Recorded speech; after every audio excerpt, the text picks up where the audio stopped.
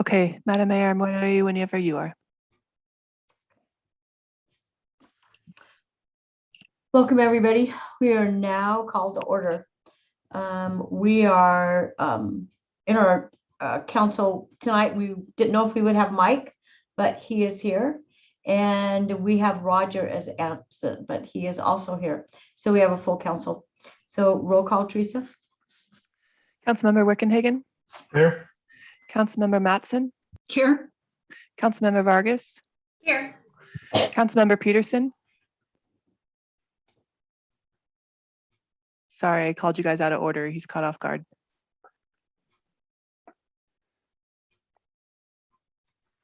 Teresa, I didn't see him log in. Oh, okay, I'll have to go check on him. Councilmember Bell, Here. Councilmember Costello. Here. I know that Cliff is here. I just have to go grab him. Otherwise, everybody's here. I'm also here. I called you. Did I not hear you? Did I not say? I looked at your name. I must have skipped you. My apologies. Councilmember Carlson. Here. Oh, perfect. I'm going to go check on Mr. Peterson, Madam Mayor. Okay.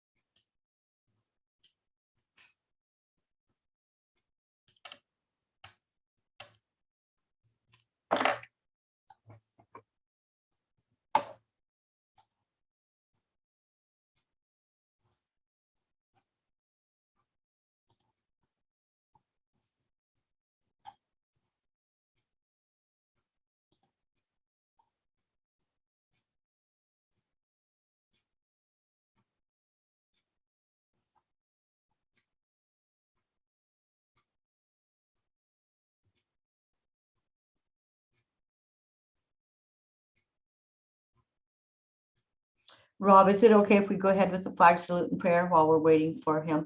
Okay. So please stand for the Pledge of Allegiance led by Kevin tonight, and then prayer by Pastor Darren.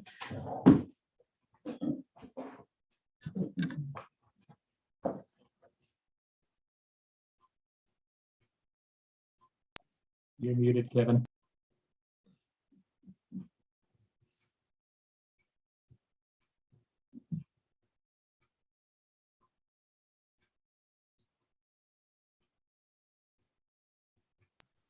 Kevin, you were muted, Kevin.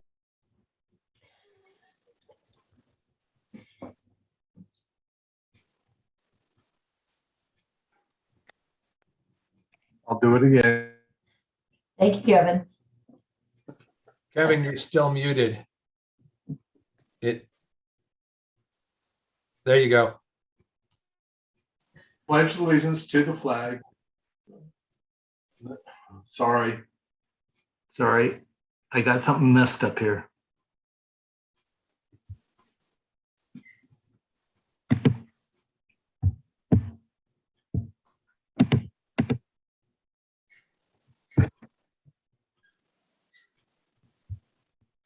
Okay, Kevin, can you hear me?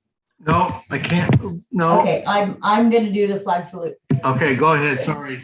I pledge allegiance to the flag of the United States of America and to the republic for which it stands, one nation, under God, indivisible, with liberty and justice for all. So I'm going to pray. Can you all hear me? Yes, thank you. Okay, good. Let me pray for you guys.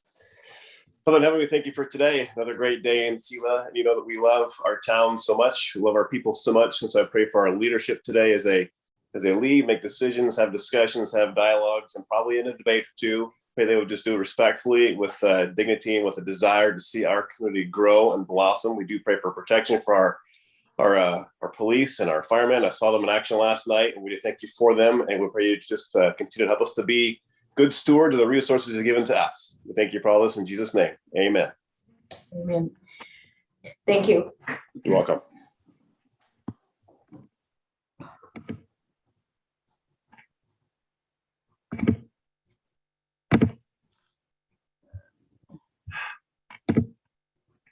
Okay, agenda changes, we have none. Public appearances, introductions, and presentations. We have Katrina from the Downtown Association. Hey, good evening, Council and Madam Mayor.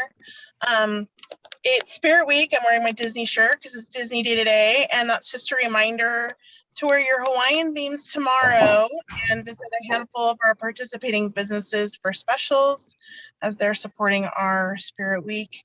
The parade is tomorrow evening, so don't miss out. It's at 6:30. It's on First. October 1st, which is Friday at 8 a.m., the special B&O time period opens. We don't want anyone to miss out on that. So the SDA is hosting just an open house from 8 to 10 that morning for folks. I'm sorry, someone's yelling at me. For folks to come on in and get help signing up for a B&O. So after tonight's meeting with City Council, there's a meeting at the SDA tomorrow from 2 to 4. We're inviting council members to come and be present, so community members and business owners can come and ask questions of anything that was discussed at tonight's council. I understand that the sign ordinance will be proposed, so that might be a big one for folks to show up and kind of learn what the new sign ordinances entail. And we're swapping out the planter boxes probably next week. Pumpkins, we're thinking some scarecrows and corn stalks, some more straw bales. It'll be pretty fun. So we're also planting bulbs so that we have tulips in the spring. All very exciting stuff. Is there any questions for me? Great, awesome, you guys. Thank you so much to the council members that are joining me tomorrow, and I look forward to seeing you all. Have a good meeting. Thanks, Katrina. Getting to know our business, we have none. Teresa, are you back on yet? Yes, ma'am. Okay. Communications. Rob? Thank you, Madam Mayor. The city of Selah is a non-charter code city, and we are presently conducting a regular meeting between the mayor and city council. A maximum of 30 minutes will be allotted for public comments. Common sense standards of decorum apply. Comments must be respectful. No profanity or insults are allowed. Comments must pertain to city business and official actions. Constructive criticism of city officials is allowed, but defamation, personal attacks, and impertinent assertions are not allowed. Commenters are limited to 1 comment per meeting and a maximum of 2 minutes. City staff may disallow or modify any comment that is deemed inappropriate. These standards are subject to revision. Thank you. Teresa, would you like to read the letters that came in? Yes, ma'am. We had 5 comments submitted. By the comments, 4 of them were requested to be read in the meeting, and 1 of them was requested to be presented, and that requester has shown up. I see them on the attendee side. So I will, if you're okay with it, Madam Mayor, I'll read the written comments and then we'll give her a chance to speak. Okay. Okay. The first comment is from Calla James. It says, thank you for taking steps to address various constitutional deficiencies in Selah's current sign code. I urge you to approve the new sign code. From Amanda Watson, I urge the council to approve changes to the new sign code as proposed. It's one of many vital steps that Selah's government absolutely must take in order to truly allow its citizens to be heard equally and to move toward being a safer, kinder, and more equitable place to live. From Anita Hernandez Callahan, I would like to please urge all council members to vote in favor of the new sign code. Also, happy Hispanic Heritage Month. Thank you. And from Charlotte Town, As a former resident of Selah that is still very involved in the community and visits often, I'm writing in support of the revised sign code. It is encouraging to see the city making good faith efforts to address the unconstitutional code it is replacing, and I urge you to adopt it this evening. Thank you. Our last comment was submitted from Mindy Clark, and I will allow her to speak now. Mindy, 1 second, please.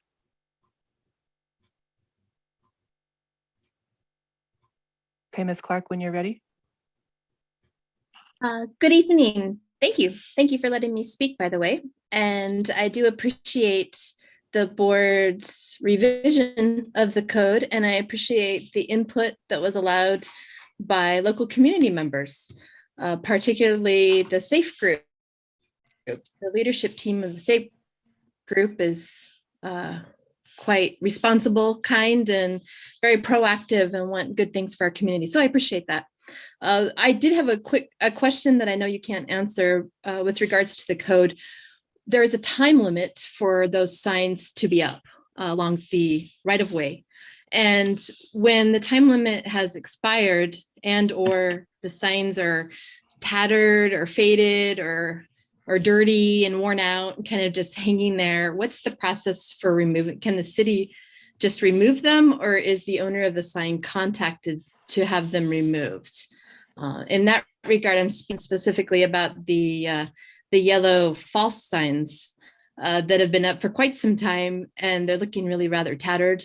And by my calculations, it's been nearly 90 days for a couple of them. And it would be nice to see them either replaced or removed. I know SAFE has not had that issue due to continual theft as soon as the signs get put up. But the group with that very unfortunate acronym of false seems to have their signs up for quite a while, and they're looking really rather shabby. And I just wanted to know if there is a leader for that group. Is that an official group, someone to contact in regards to having those signs replaced, or what the process is for that? So, and once again, thank you. I do appreciate the revised sign code. I do wish the members of our community allowed the SAFE signs to be up and did not continue to steal them at every moment during the day with passersby and everyone watching. That's unfortunate. But thank you once again for having the revised sign code, and I do hope that passes tonight. Thank you.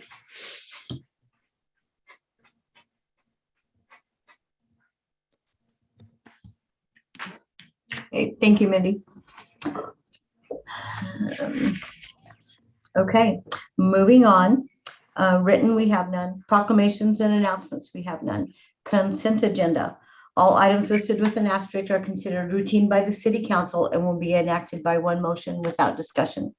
Should any council member request that any item on the consent agenda be considered separately, that item will be removed from the consent agenda and become part of the regular agenda.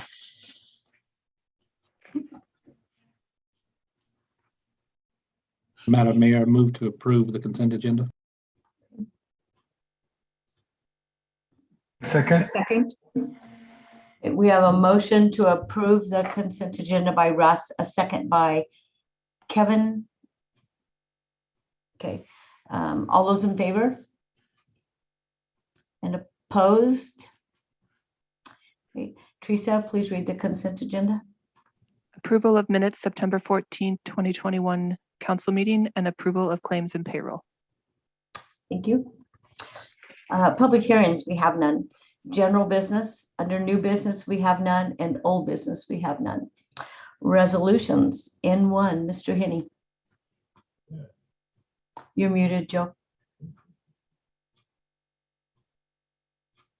Sorry. Yeah, good afternoon. What you have before you tonight is a resolution authorizing the mayor to sign a contract with PPC Solutions, which is a security service agreement for the court security services. We have been limping along with utilizing City of Selah commission officers and Yakima County Sheriff deputies. Both of those groups have been not very reliable for one reason or another. The Selah police officers show up, and when the sheriff deputies do not, and then that makes less officers on the street during that shift. So, or we have to schedule them to come in. And if you read through that thing, we're paying I think $40 an hour, $42 an hour for the sheriff, like $160, $70 for the Selah police officers. So we're proposing to use Phoenix Security Services, and they will be charging $45 an hour, and they have a 4-hour minimum. So we would use them to hook up with one of the officers, the Chris Knox, that is assigned to the court security, and they will go to either the county or to Yakima Police Department's jailhouse and retrieve inmates that are due to be in court.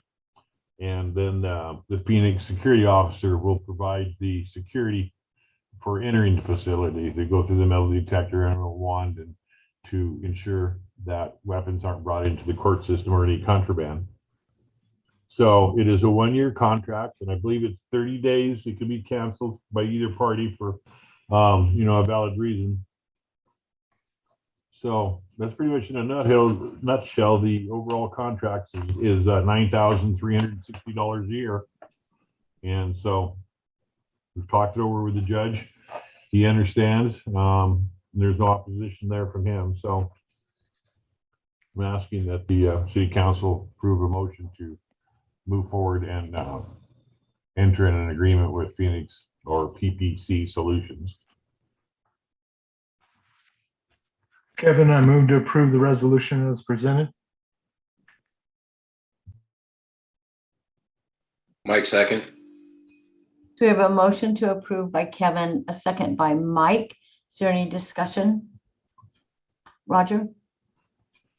Yes, Joe, I have an issue with the contract reading that the only hours that they're there are 7:45 to 10. That's 2 hours and 15 minutes. I don't have a problem with a 4-hour minimum, but I believe that contract ought to read 4 hours in there. It will, Roger. I'm trying to get this going because of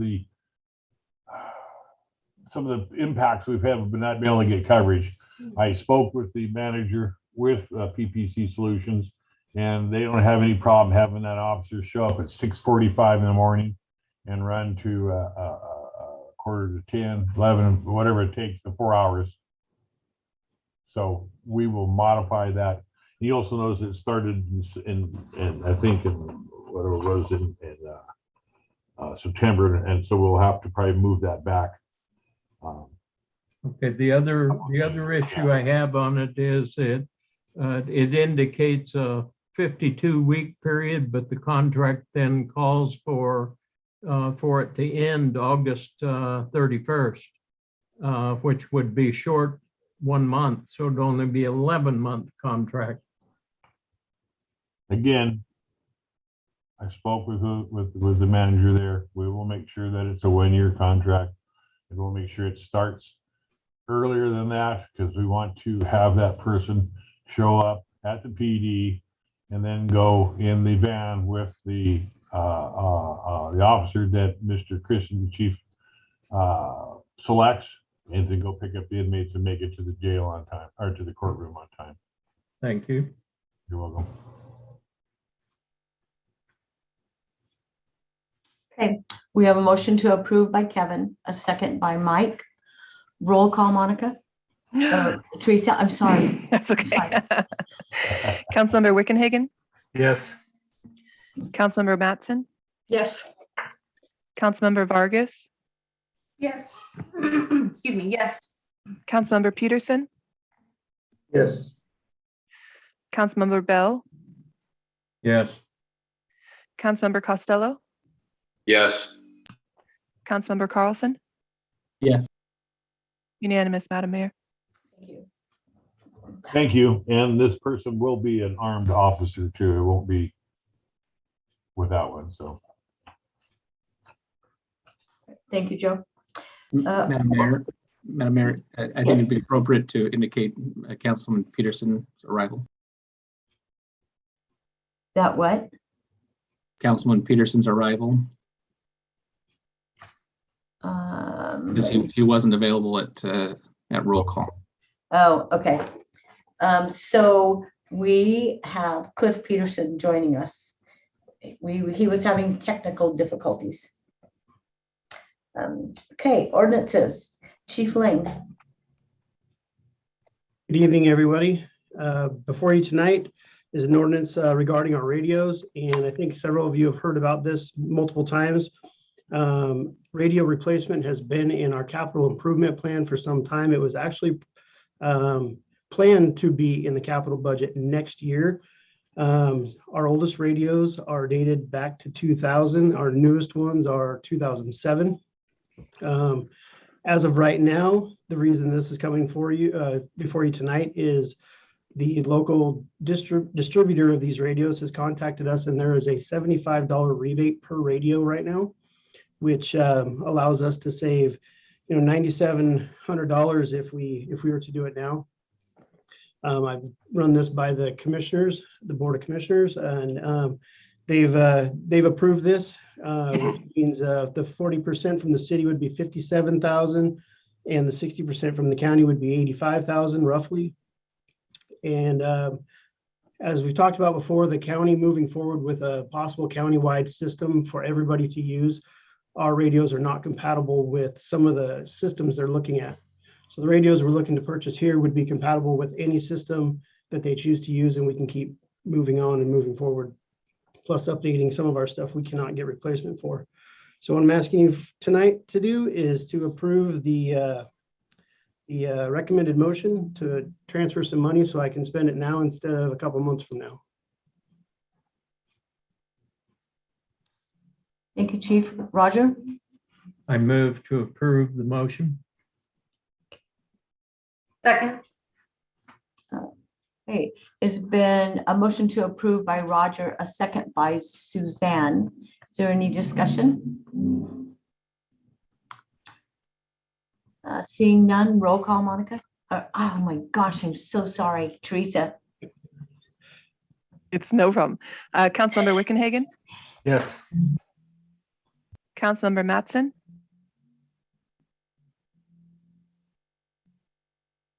she's here still? We've lost her. Okay. Councilmember Vargas, Yes. Councilmember Peterson, Yes. Councilmember Bell, Yes. Councilmember Costello, Yes. Councilmember Carlson. Yes.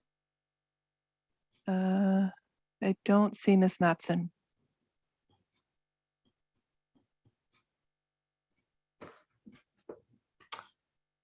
Well, this is a new one. Rob, I guess I have to refer to you. Or I would recite her as not present. Okay. Okay, I'll go ahead and do that. Councilmember Mattson is not present. And then it was a unanimous vote, 6-2, Mhm. 6 of 6. Okay. So it's a unanimous vote. It passes. Correct. Yes, ma'am. Thank you, council. Thank you, Chief. We now have Mr. Novobelski. So Dale was going to call in, and I do not see him on the attendee side either. Oh, there he is. He's Yeah, here. He's on the bottom. I don't think he's unmuted. I see him here. Just a second.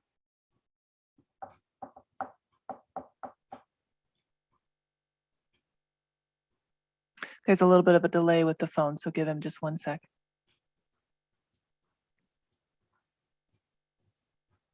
Okay. Yep. Thanks, Dale. We can hear you. Okay. So what you have before you is a budget adjustment, which is going to make some realignments in our payroll budget. We had some significant changes in 4 different departments. The city administrator position, the public works position. And in the police department, there were 2 individuals that left us. There were 2 individuals that were budgeted from the beginning of the year at a higher officer position than they were hired at, and they weren't hired till May 1.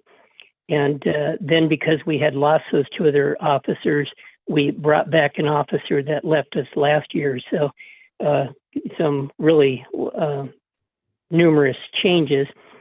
In the police department, it was fortunate in that this net difference is only an increase of $16,000. And that's because in the law enforcement side, we've actually saved $156,000. On the city administrator side, that actually ended up costing us about $100,000 more.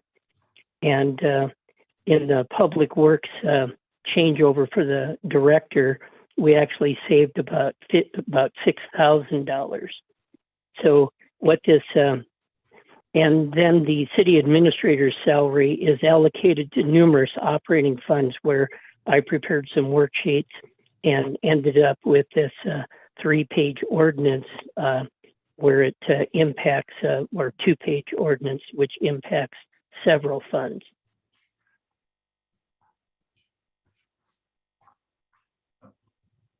I would welcome any questions.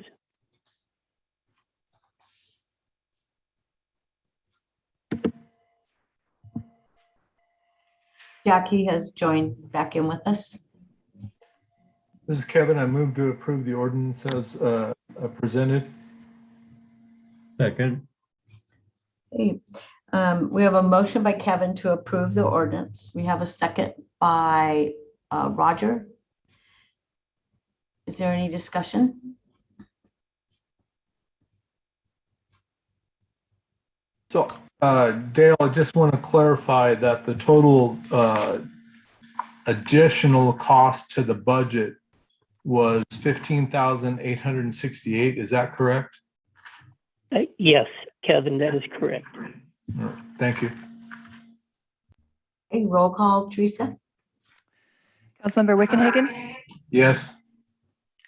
Councilmember Mattson, I'm sorry, what action item are we on? I just came at the very last when the motion was passed. We are on under O2 for the budget, the payroll adjustments. Okay, thank you. Yes. thank you. Councilmember Vargas, Yes. Councilmember Peterson, Yes. Councilmember Bell, Yes. Councilmember Costello, Yes. Councilmember Carlson, Yes. unanimous, Madam Mayor. Yep. O3, Dale. No, isn't 03 on the consent agenda? No, I don't think so. No, it isn't. Okay, let me. Yeah, I was thinking 03 and 04 were supposed to be on the consent agenda for those 2 projects. You know, ready, Dale, I can talk about them if you like. Okay, well, you know, as indicated in the AIS, back in April 13th, the council approved a task order with Hubert C. Lohman Associates for the preparation of a wastewater treatment plant facility plan in the amount of $89,000. So this is the housekeeping adjustment to put into the budget that action that was taken back in April.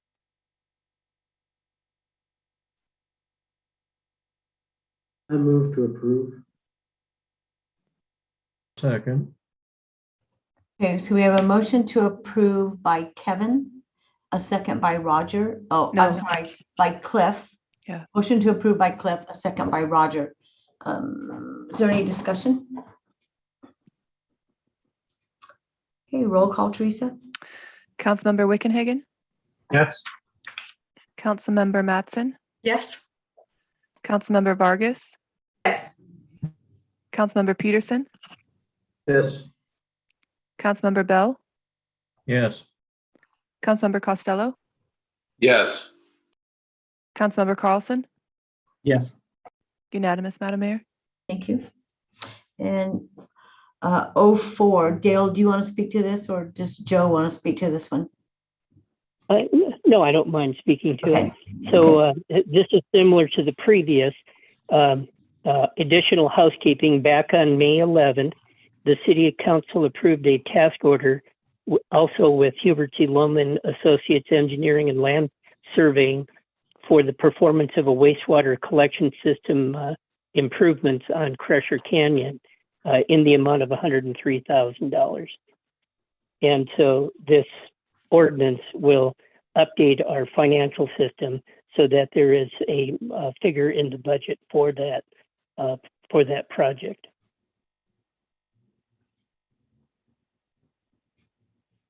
Move to approve.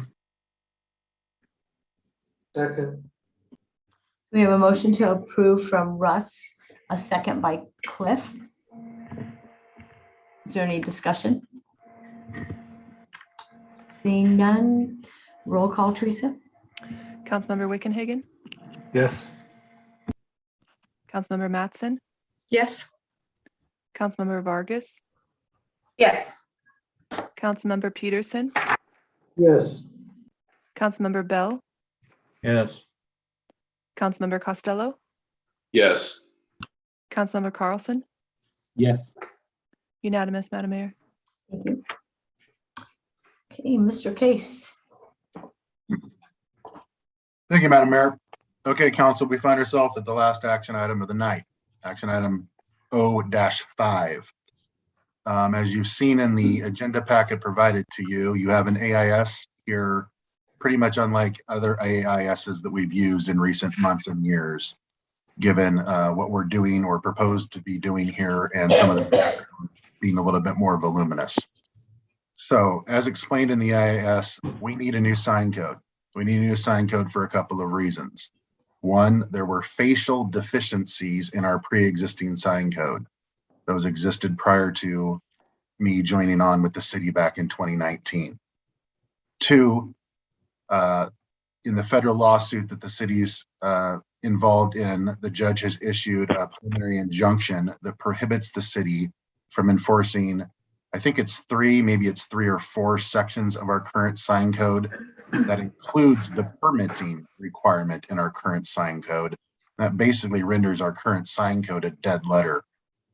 And then 3, another reason I'll say we need a new sign code, but there could be some debate on that, is the existence of the lawsuit itself and the attempts by the lawyers on all sides to try and move the parties towards a potential resolution. And a new valid sign code is one of the conditions, of course, that the plaintiff's lawyers are asking for, understandably so. So we need a new sign code, whether it's this version or some other version, we need one.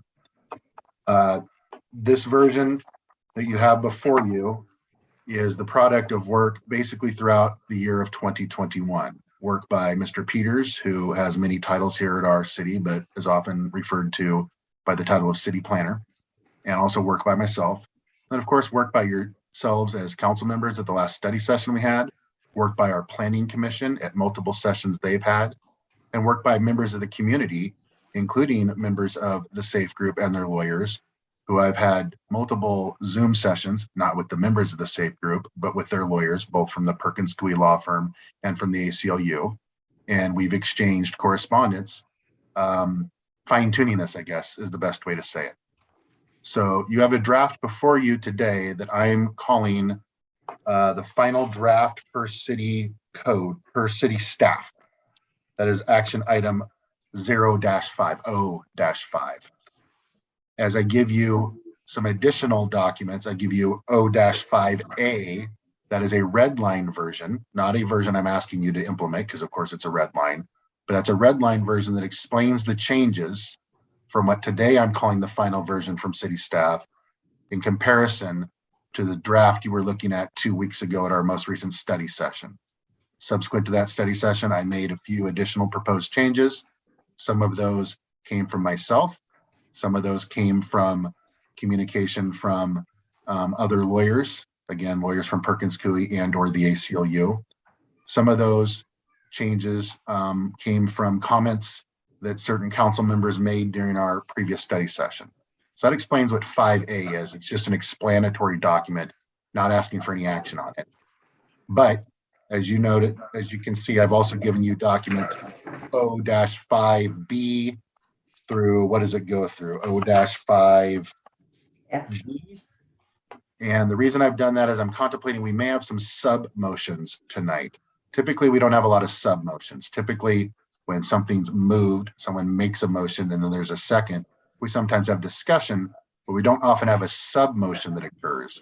And I contemplated we might have some here today. I'm not advocating for them. I'm not advocating against them. Although I've taken the leading role, I guess I could say, in drafting this, I, of course, don't get a vote as to what the law in this city should be or should not be. Rather, that's your guys' role, of course. And I provide input on that and try and help write it up in a proper way. But the reason I've included the 5B through 5G is, again, I contemplated we might have some sub motions. I'm going to get to one sub motion I'm going to articulate here in a second for you. But I thought it might be better to actually have some things actually in written form so we could literally be on the same page and maybe speed this along. And of course, the sub motions can turn on each other, that if one gets passed, and that can maybe affect the other one or affect the numbering. So that's the method of my madness there. Before I get to the sub motions, I said that I'm going to forewarn you about. We can't have a sub motion until we actually have a motion in a second, but I want to forewarn you. It's really just to correct some typos that I found. I want to make some final points here. And that is, as Ms. Clark, I think it was commenting earlier about signs and on the right of way, and she was talking about the signs from this so-called false group. I want to address all the signs that probably most of us have been seeing out there on our public rights of way over the last handful of months, if not maybe almost a year now. I would characterize those signs colloquially, I'm not using any technical legal terms here, but kind of campaign style signs, meaning they're about that size. We've all seen those signs throughout our life. And the point I want to stress here is those signs of that size,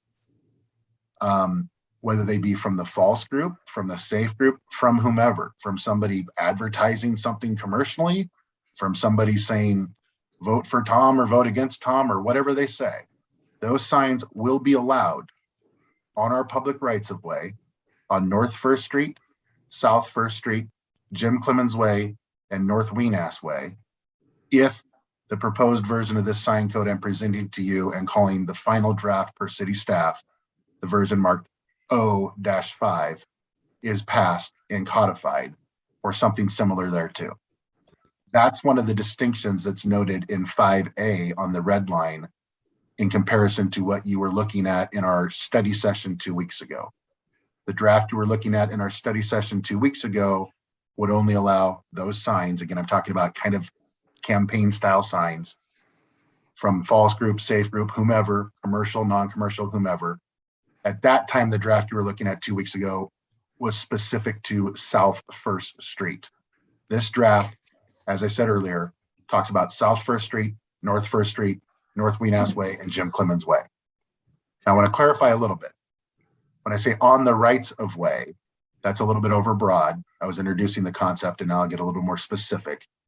It would be on rights of way on grass or in vegetation beds where there's basically bare dirt and no vegetation, or I guess there could be some ground cover applied like gravel or bark or something of that nature. That's where the signs would be allowed in those rights of way, to the extent those sorts of situations exist on those 4 public roads. By contrast, it would not allow, this current draft would not allow signs on trees that are in the rights of way, or on government signs that are in the rights of way, or anything of that nature, on a fence that's in the right of way. So really what we're talking about is what I said earlier, that basically what we've all been seeing for the last handful of months or maybe upwards of a year, where various people or various groups have been putting out, again, these signs that are about the size of a normal campaign sign. That would be allowable under this draft, and it would be allowable without the necessity of anyone seeking a permit, obtaining a permit or obtaining any sort of permission. Okay. So I want to be clear about that. And I'm stressing their signs like we've been seeing, because this code does not go so far as to say anybody can have any sign whatsoever on those grass locations. Like if somebody wanted to come in with a 10-foot by 8-foot sign. Okay. So I want to be clear about that. And then, as I said, I'll forewarn you about a sub motion that I'm contemplating. I found, I think, 4 typos in this most recent draft. They are really non-substantive. 2 of them, I guess, could be argued to be substantive because we're referencing a table and we just have the numbering of the table wrong because through the various drafts, we didn't catch that numbering until today.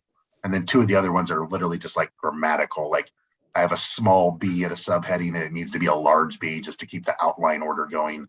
And then there's a bracket that's just unnecessary. It's just kind of an extraneous bracket. So I can specify that perhaps as the first sub motion if we end up with the motion and a second. I, of course, cannot bring a motion, but what I would like to do is if we have a motion and a second, the original motion and a second to pass the version that is O-5, that then I can speak again and convince hopefully one of you to bring the first sub motion to correct my 4 typos that I'm specifying. Then maybe we can have a second on that and pass that first sub motion. And then any other sub motions any of you contemplate bringing could be brought, whether they are consistent with my 5B through 5G, or whether there are other concepts you want to bring up orally today. Any of all that can be handled. But I do plan on stepping in a little bit to try and hopefully keep a clear record here. I think I'm gonna label these motions like first sub motion and then second sub motion, just again, in an attempt to try and promote clarity, because I contemplate what's on the page here still may be tweaked by motions some or all of you may want to advance. So with that, I will stop my introduction unless anybody has any comments yet or questions yet before there's, again, like I said, a motion and a second for what we'll call the original motion for passage of O-5.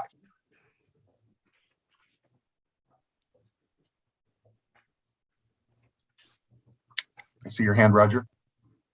I move to approve O-5.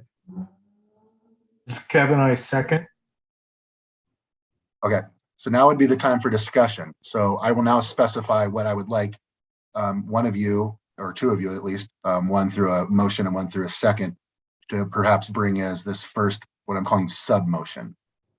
And that is, if you can turn to these pages if need be, but this can be pretty simple. On page 15 of this draft, 15 of O-5, there's a section, a subsection D for David on that page. It is towards the top third. It's short, it only has 3 lines in it, but you'll see there's a reference to table 8-3 and table 8-4. Those should be changed, I'm suggesting, to table 38-2 and 38-3. Then on page 17, there's 2 additional changes that I'm proposing. Page 17, you'll see a subsection 1 that's again at the top third of the page. If you look at the very end of that, you'll see this extraneous bracket that I'm talking about. It just is a bracket that's there and doesn't need to be there. It's just a pure typo. And then if you go down to the last subsection recited on this page, you'll see that subsection labeled with a small b. To keep the outline consistent, that should actually be a capitalized B.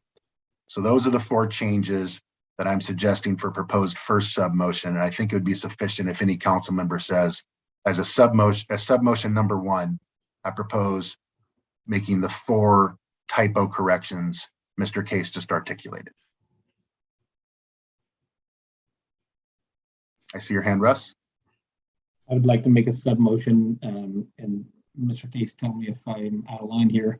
I would like to propose approval of those changes and any other grammatical errors found in publishing this document. Okay. A second. There's been a sub motion now by Councilmember Carlson and a second on the submission by Councilmember Costello. Is there any discussion as to this first submotion? Going once? I see no hands. Teresa, can you do a roll call on this first submotion, please? Yes, sir. Councilmember Wickenhagen, Yes. Councilmember Mattson, Yes. Councilmember Vargas, Yes. Councilmember Peterson, Yes. Councilmember Bell, Yes. Councilmember Costello, Yes. Councilmember Carlson. Yes. Unanimous, sir. Thank you. So the first submotion is passed. We are back to the original pending motion and for the discussion or any submotions to be brought. One additional comment I'll make at this point is as to these rights of way locations. Again, looking at page 17 of the document is where that's discussed. The draft you looked at 2 weeks ago, again, only spoke to one of these four road areas. That would be South First Street.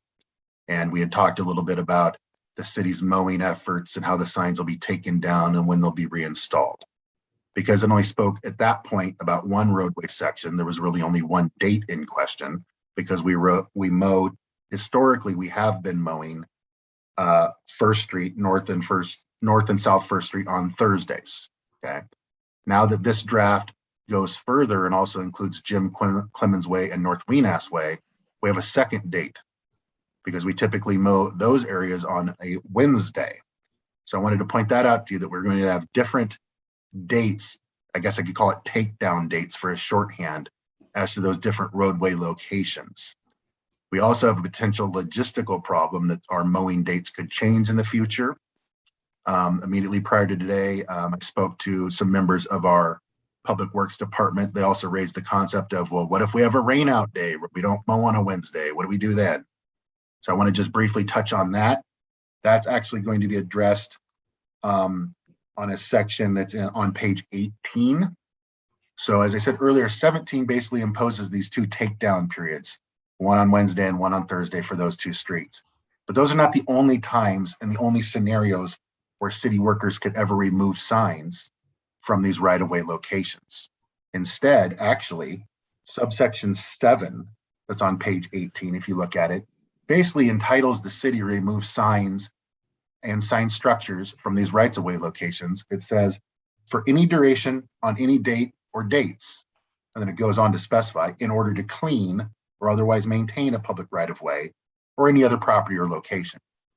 So if we do have, let's say, a very rainy Wednesday such that we don't get to mow on Wednesday and thus do the mowing on Friday, this section will still allow us to do that. The difference would be under this section, if we take them down on a Friday, we should be reinstalling them as the way it's written. Whereas instead, by contrast, if it's the regular Wednesday and they're not taken down, we don't reinstall them, but we will be holding them at the Public Works Department effectively for almost a 2-week deadline, as you've probably seen in subsection 8. So I know that's a little bit soupy because I'm talking about subsection this number and this date and that date, but I just wanted to be upfront about that we have two different mowing dates and we've specified those. We really didn't know any other way to do it rather than specify them. We know it might be borrowing a little bit of future trouble if we end up changing our mowing dates. We may have to come back and change our code, but we wanted to be as clear as we could for our members of our public on what day or dates their signs may be customarily taken down by the city so they can be planning and get their signs down if they want rather than have them taken down by city. So I saw your hand, Councilmember Carlson. Just as a point of clarification, who is responsible for reinstalling? Is it the sign owner or is it the city? So if it's the normal mowing days, if it's the Wednesday and Thursday, the way this draft reads is the owner or owners of the sign or sign structures are supposed to take the signs down by 6 a.m. on the mowing day and not reinstall them or install any new ones until at least 2 p.m. on the mowing day. So the obligation there is on the owner or owner of the signs. The real practical question becomes, okay, what happens if a particular owner has not taken down the sign? If it's a normal mowing day, the work crew from the city would take the sign down in order to accomplish the mowing, would it make every attempt not to damage that or destroy the sign, and they would reinstall the sign at the same location or practically the same location, if possible. If not possible, then the signs would be held at the Public Works Department until the second Friday after the date they were taken down. Now, that's my first part of my answer. The second part about like my hypothetical, I was talking about what if we have a rainy day on a Wednesday, so we end up taking down people's signs on a Friday. In that scenario, the city work crew is supposed to reinstall the signs immediately if possible. And then again, if they're not possible to be reinstalled, hold them at the Public Works Department again until the second Friday after they were taken down.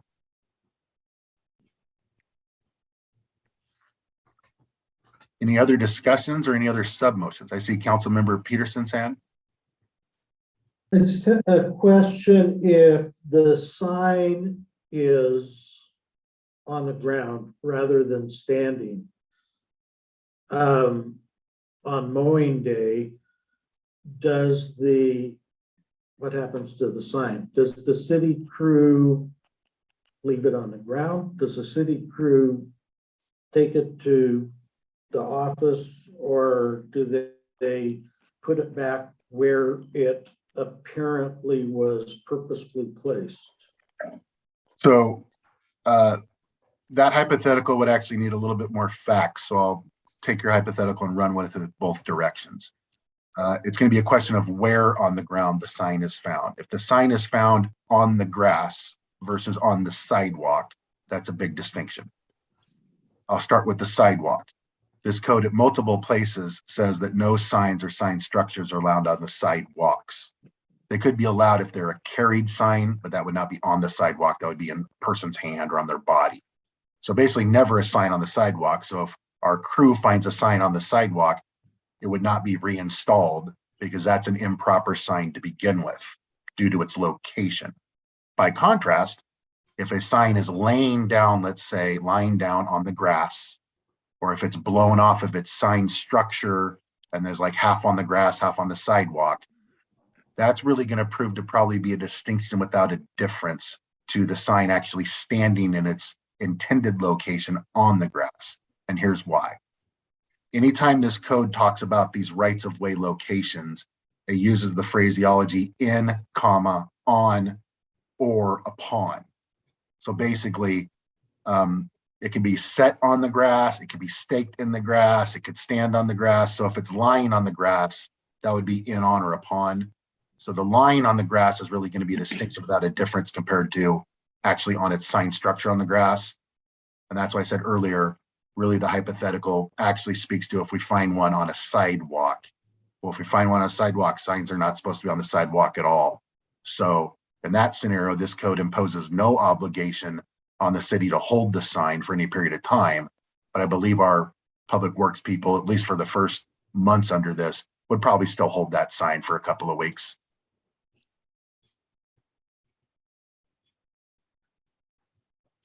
Any other discussion or any other sub motions? I know some of you had some particular ideas that you articulated during the prior study session, but not every council member weighed in on every idea. So I don't know how strongly some of you feel about these or what consensus there may be.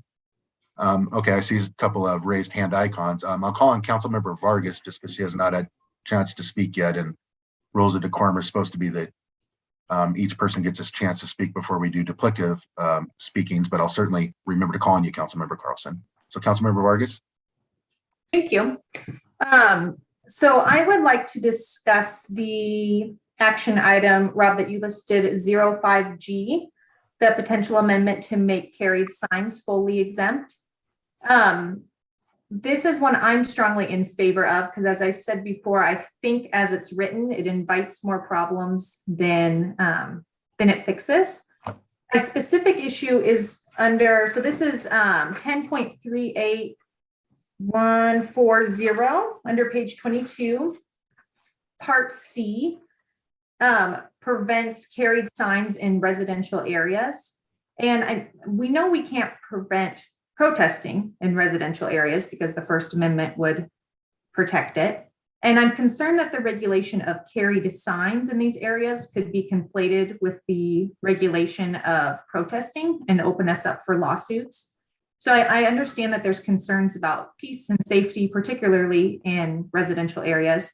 And my proposal will be to under this code, make carried signs fully exempt and utilize state RCW, some of which I understand are already adopted, things like disorderly conduct, failure to disperse, obstruction, pedestrian interference, disturbing schools, meetings, trespassing, resisting arrest.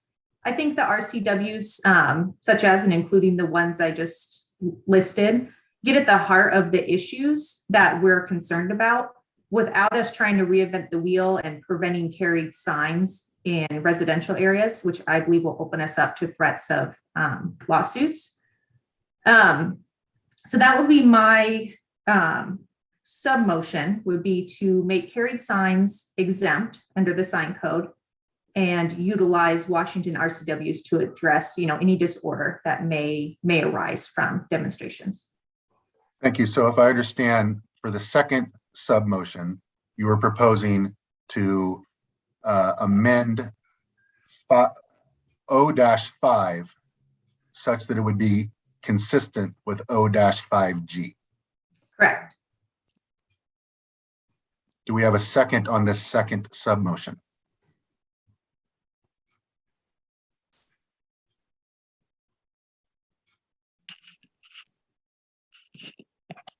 I see Councilmember Mattson's hand. Sorry, I second. So we now have a second on the second sub motion. So now would be the chance for discussion on this sub motion, if any. I see Councilmember Wickenhagen's hand go up, and I saw yours too, Councilmember Carlson. So my concern on this is that we have opened up with the new sign code. Basically, a sign can be anything. And we've seen some of those could be that were not initially in our thought process of the type of signs that we've posted. My concern with the carry no restriction is that somebody could make any sign that they basically want and go up and down in front of a private residence, naming the person in the residence with any type of caricature that they wanted to say. And we have nothing, if we adopt this as is, we have nothing to prevent that from occurring. Is that accurate? Okay, so if this second sub motion proves successful and thus 5G is used, all carried signs would be exempt. That's a partial answer to your question. When you say we have nothing then in that scenario, I guess the most accurate answer I could say is this chapter of our code would not give the city government and its law enforcement officers any particular process in that scenario. Of course, this chapter is just one part of all our laws. As Councilmember Vargas has pointed out, that there's RCWs that already apply in our city. So other bodies of law could be implicated there. As I said earlier, with part of the concept that Councilmember Peterson brought up, where I said, well, it's a hypothetical, it really desires more facts. We'd really need more facts there to know exactly. But generally prevailing state and federal law would still apply. So if defamation occurs, that's not something the city would typically act upon, but that is something in the hypothetical that you sketched out that the homeowner or occupant perhaps could act upon. So the best answer I have to your question is to say yes, if 5G becomes the draft under consideration via this second sub motion successfully passing, yes, the chapter 10.38 of Selah Municipal Code would not entitle the city to take any action under the hypothetical you sketched. Does that make sense? Yes, thank you. So I see your hand now, Councilmember Vargas. I did see Russ's earlier. Do you want to respond to what Councilmember Wickenhagen just said, Councilmember Vargas, or do you have something you do? Okay, so I think I'm going to call on you first then. Thank you. More of a clarification that if I understood your question correctly, Councilmember Wickenhagen, it was about the concern over the content not being able to, but my understanding is and I'm looking for clarification, Rob, is even if this sub-motion doesn't pass, we can't control the content of it anyways, correct? This is just relating to the location. That's mostly correct. It's not just, well, the sign code is not just regulation as to location. So when you say it, if you're talking about the code, that would be incorrect. But if you're talking about the hypothetical that was posed, and that's what you meant by the it, you would be correct. But, and then more generally, the reason I say mostly I agree with your statement as to we are not regulating content. The case law, it basically says to not regulate content, but then out of the other side of its mouth a little bit, it kind of suggests you're allowed to a little bit regulate content. And this is part of the thing, part of what 5A addresses. I think it's maybe the first or one of the first red lines on the draft you're looking at today versus 2 weeks ago. 2 weeks ago, I had a sentence that I had added in saying, yeah, we're not going to regulate content, but we maybe will only if your content offends some other part of our code. And then we made a reference to the part of our code saying you can't have content that impersonates an official government sign. So in general, content's basically not regulatable. So if somebody says, I like so-and-so, or I dislike so-and-so, or vote for so-and-so, or eat at Joe's, that content's not regulatable. But if instead somebody had a sign that like purports to be a real stop sign or purports to be a real speed limit sign, then that content's regulatable. So essentially, like as a rule of thumb, 99.9% of the times, content's completely not regulatable, but it only would be if it's one of those weird scenarios. So that's why I say the courts kind of talk a little bit out of both sides of their mouth. So to put a conclusion on it, I believe what you articulated, Councilmember Vargas, is close enough to accurate to be called accurate. Rob, could I add just one thing to this particular topic is when you're looking at the different sign codes and you look back at the court case, Reed versus the town of Gilbert, most cities kind of have this separation of signage where you have your commercial signage versus that signage which is allowed in a residential area. And so the law kind of speaks to commercial speech versus free speech issues.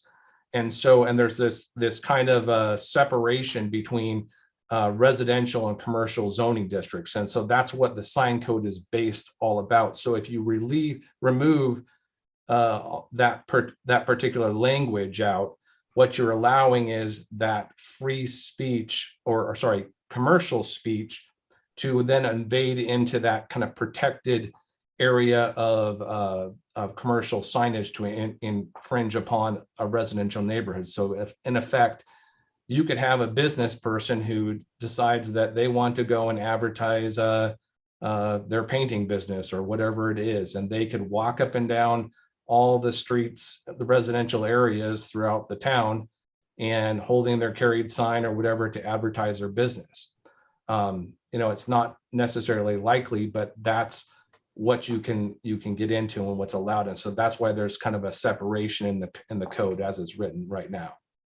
And as to that comment, we sometimes see this in Yakima when we drive around. I'm sure all of us, you'll sometimes see somebody on like 16th and Nob Hill wearing like a placard with a signage for like a sale at a furniture store or something of that nature. So that's part of what Councilmember Peters is speaking about there. I'm not advocating for or against that. I'm just pointing that out. So I skipped over you a couple of times, Councilmember Carlson. Not a problem. I think my question was mostly answered by Mr. Peters about the legalities of regulating commercial area versus residential area. My initial concern is by making these signs exempt, that we could potentially create a scenario where police may have to be called to de-escalate something. And I would prefer to, as long as we're legally able to keep signage out of, unless the landowner, of course, on a political sign or something like that, but to keep most of that commercial signage out of residential areas, I think that's a better de-escalation scenario than having to use other laws and RCWs to combat that.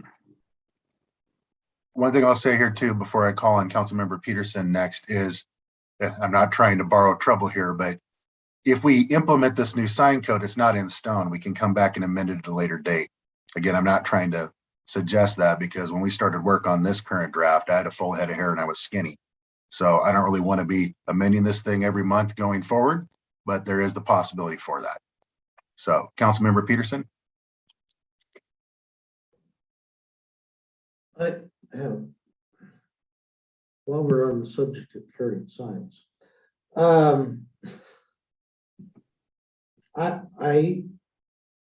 way I understand submotion, I don't have any problem with that. But I actually had my hand raised before that, and we don't have a size limitation to what a carried sign is. And so when we get done with this submotion, I would like to circle back with another submotion on this same section before we leave the section.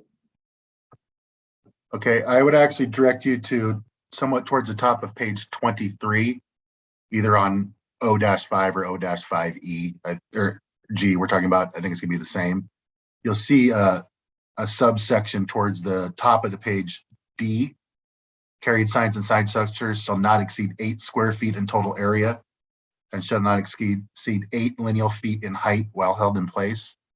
So I think we actually do have some size restrictions in the current written draft.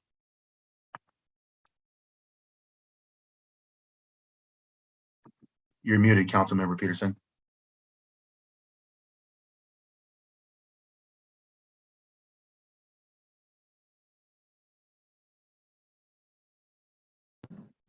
I'm not only unmuted, I just went black for a minute. Okay. Did you follow what I was saying there? If you look towards the top. I missed that.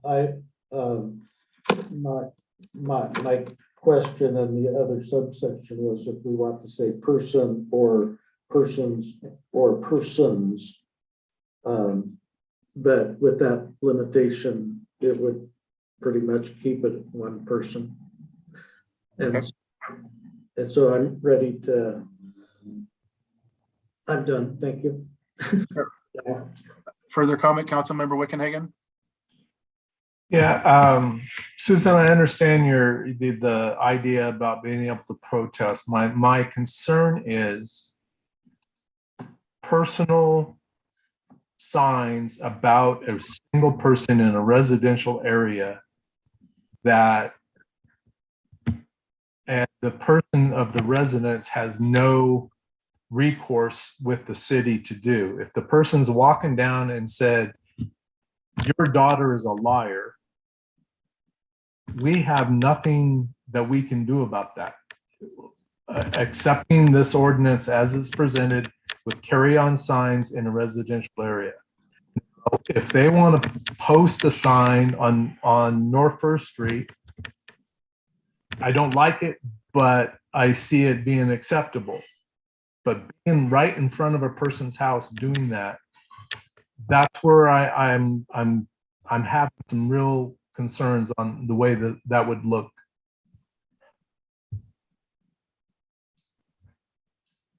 So do we have any further discussion on the current motion before you, which is the second sub motion, and that is to make the amendments consistent with O-5G? Is your hand up again, Councilmember Wickenhagen, or is that the same time from before? Okay. Anyone else? Okay, I will call the roll call. Please do the roll call on this second sub motion. Teresa?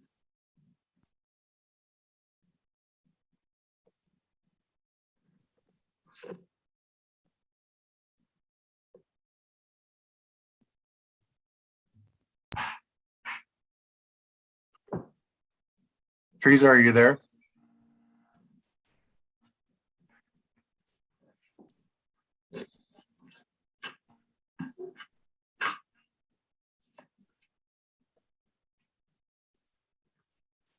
No, Teresa, we cannot hear you. Your icon has been clicking on and off for the mute, but we haven't heard you.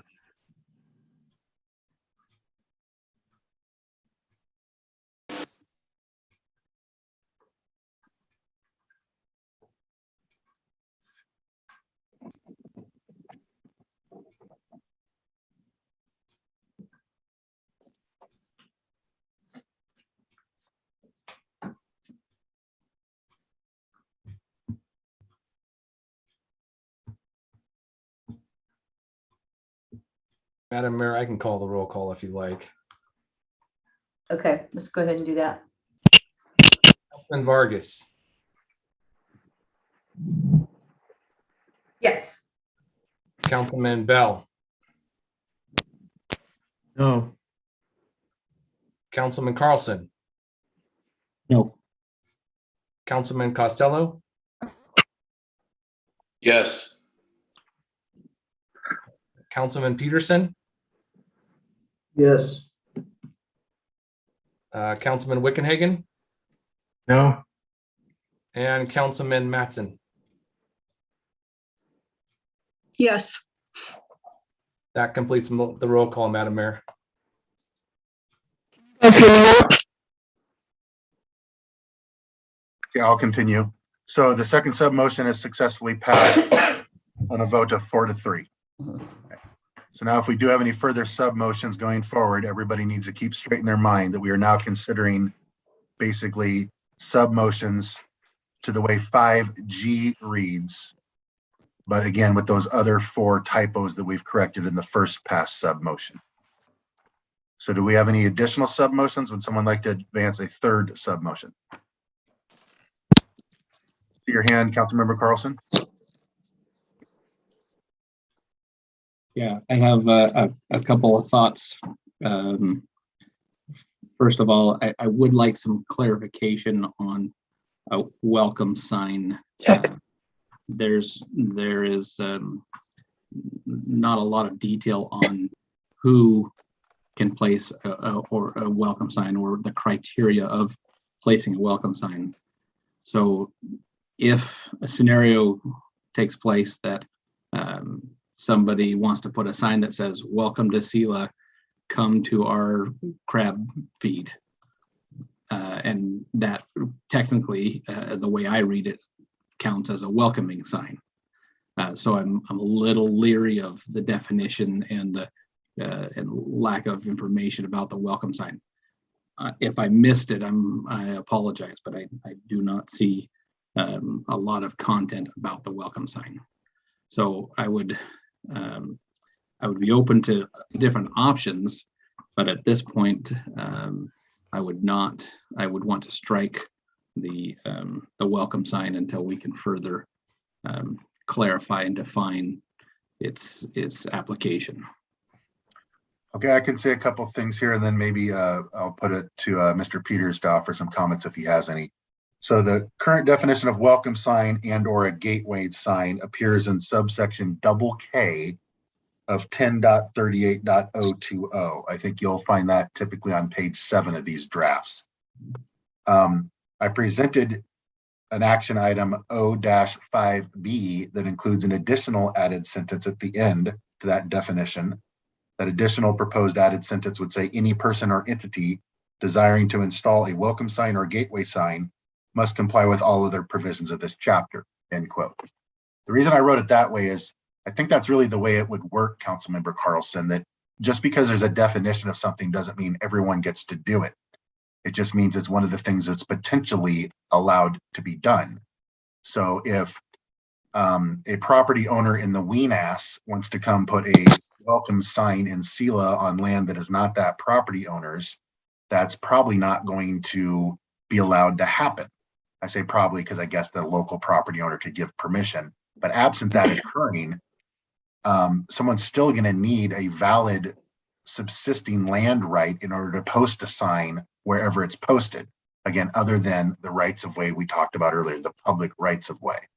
So just because there's an allowance for the possibility of a welcome sign does not entitle anybody and everybody to have one. Rather, they'd still have to comply with the rest of the code. And that's where I said, maybe Mr. Peters would have a few comments for us on this, because the actual process of applications and review of those applications, he has years of experience here at the city, where of course I have a lesser time. Can I ask one more question that Mr. Peters can address while he's addressing those? The other question on that I would have is, so does anybody who owns land in the city of Selah, can they put a welcome sign? Can they put up their regular business sign and then, oh, by the way, this one's a welcome sign because it says welcome on it? How do we differentiate that? I can speak a little bit to it. So originally, this particular addition to our code was actually voted on by the council that you voted on it, Councilman Carlson. I want to say it was about 3 years ago. In particular, the council at that time, if my memory serves me correctly, we had it very narrowly defined to where that only it had to be a city sponsored sign. It had to be, so to speak, blessed by a particular committee of the city before it was able to be applied to that private property. And the council at the time went over and did not like the fact that it was so specific and it needed, so to speak, the city's blessing on it. They wanted it to be that a private property owner could propose a sign and or a location that wasn't associated or 100% blessed. And so they went and stripped out all of those other provisions, wanting to afford them the ability to do that in other locations in the city other than what we have approved. So not a great answer, but I mean, that's what I recall of the situation. I will say, I think Rob's amendments, I've reviewed them all. I find that would help to clarify the situation and put back some of that criteria back into the ordinance, if that's some of the concern. But I will say, if we just strike it all together, there is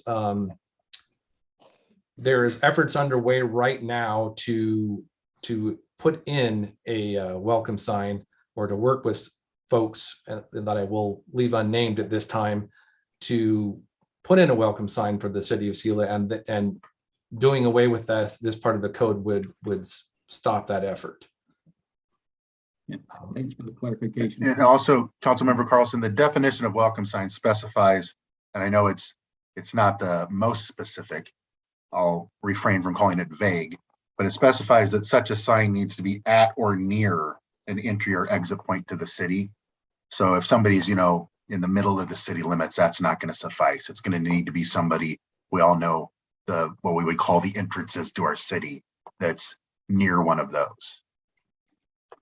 Yeah, and I'm a big advocate for a welcome sign, and I was on the sign committee years ago, and I would encourage a welcome sign.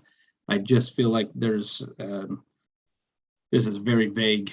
I feel like this needs some more work, and I would be open to specific welcome sign wording and code added on at a later date. But as it stands, I think it's extremely vague, and I agree with you, Rob. Somebody in the middle of the city could say that, but it's arbitrary what the entrance to the city is. So do you intend to advance a third sub motion to eliminate the definition that's in double K? Yeah, so along those lines, I move to strike welcome sign definition for review at a later time. Is there a second to this third sub motion?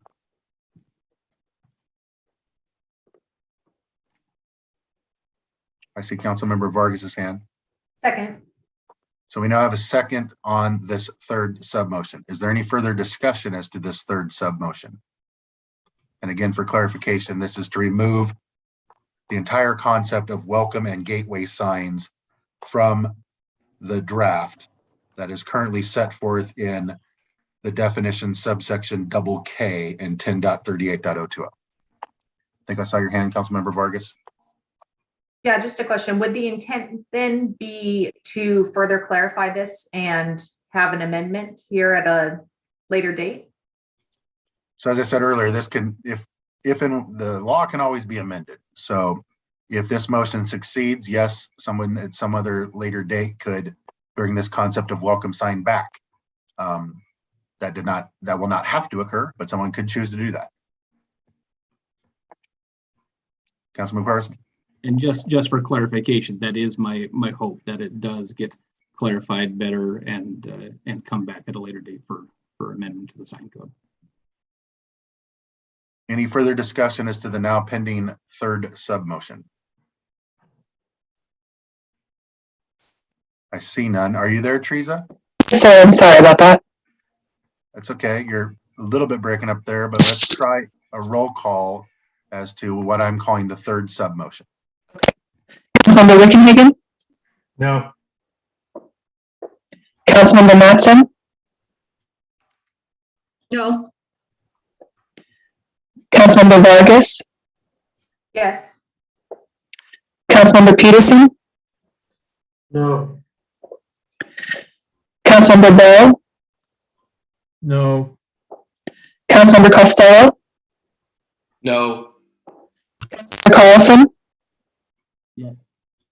2 yes and 5 no. The motion does not pass. Okay. I see your hand, Councilmember Peterson. I'd like to enter submotion, I think we're on 4 now. Whatever the next number is. Yes, 4. To amend section KK welcome sign definition to include the changes as outlined in 05B. Okay, the fourth proposed submotion that is not yet seconded would be to make the change that is specified in action item O-5B. This again speaks to subsection, the definition in double K, and it's the proposed additional sentence I quoted out loud earlier. Do we have a second as to this fourth submotion? I second. Jackie. So we have a first by Councilmember Peterson and a second by Councilmember Matson. Any discussion as to this fourth submotion?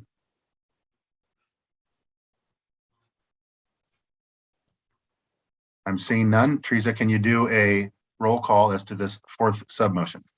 So for number 4, Councilmember Wickenhagen, Yes. Councilmember Matson, Yes. Councilmember Vargas,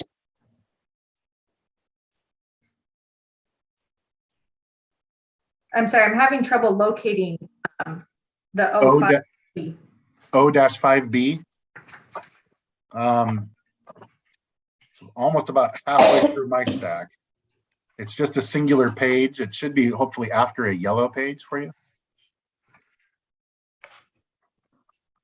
Sometimes it's easiest just to go to the yellow pages and then find it from there. I found it. Thank you. Yes. The page number is 7 of 30. Your vote is yes? Yes. Councilmember Vargas. Oh, sorry, I'm sorry, I got that one. Councilmember Peterson, Yes. Councilmember Bell, Yes. Councilmember Costello, Yes. Councilmember Carlson, No. 6 to 1, motion passes. Okay. Are there any additional sub-motions or any additional discussion as to the original pending motion? Councilmember Peterson.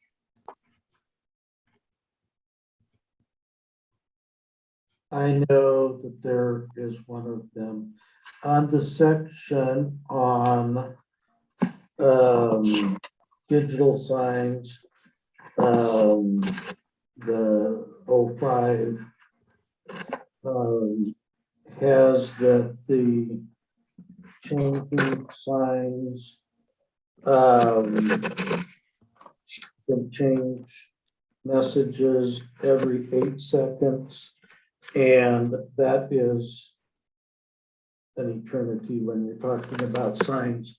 That's about how long a left turn signal lasts.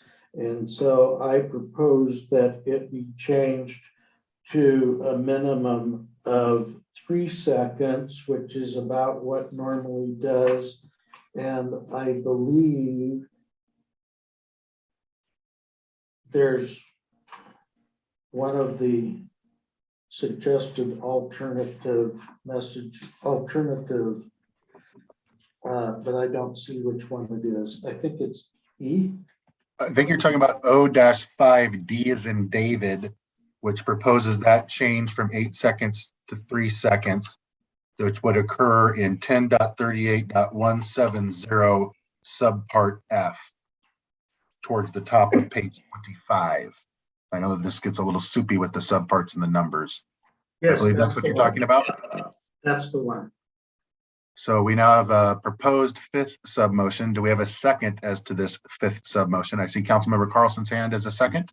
Yes, sir. So we have a first by Councilmember Peterson, a second by Councilmember Carlson as to this 5th submotion. Is there any discussion as to this 5th submotion? Can I get a clarification on what the motion is, please? This is a motion basically to make the change. It's an O-5D.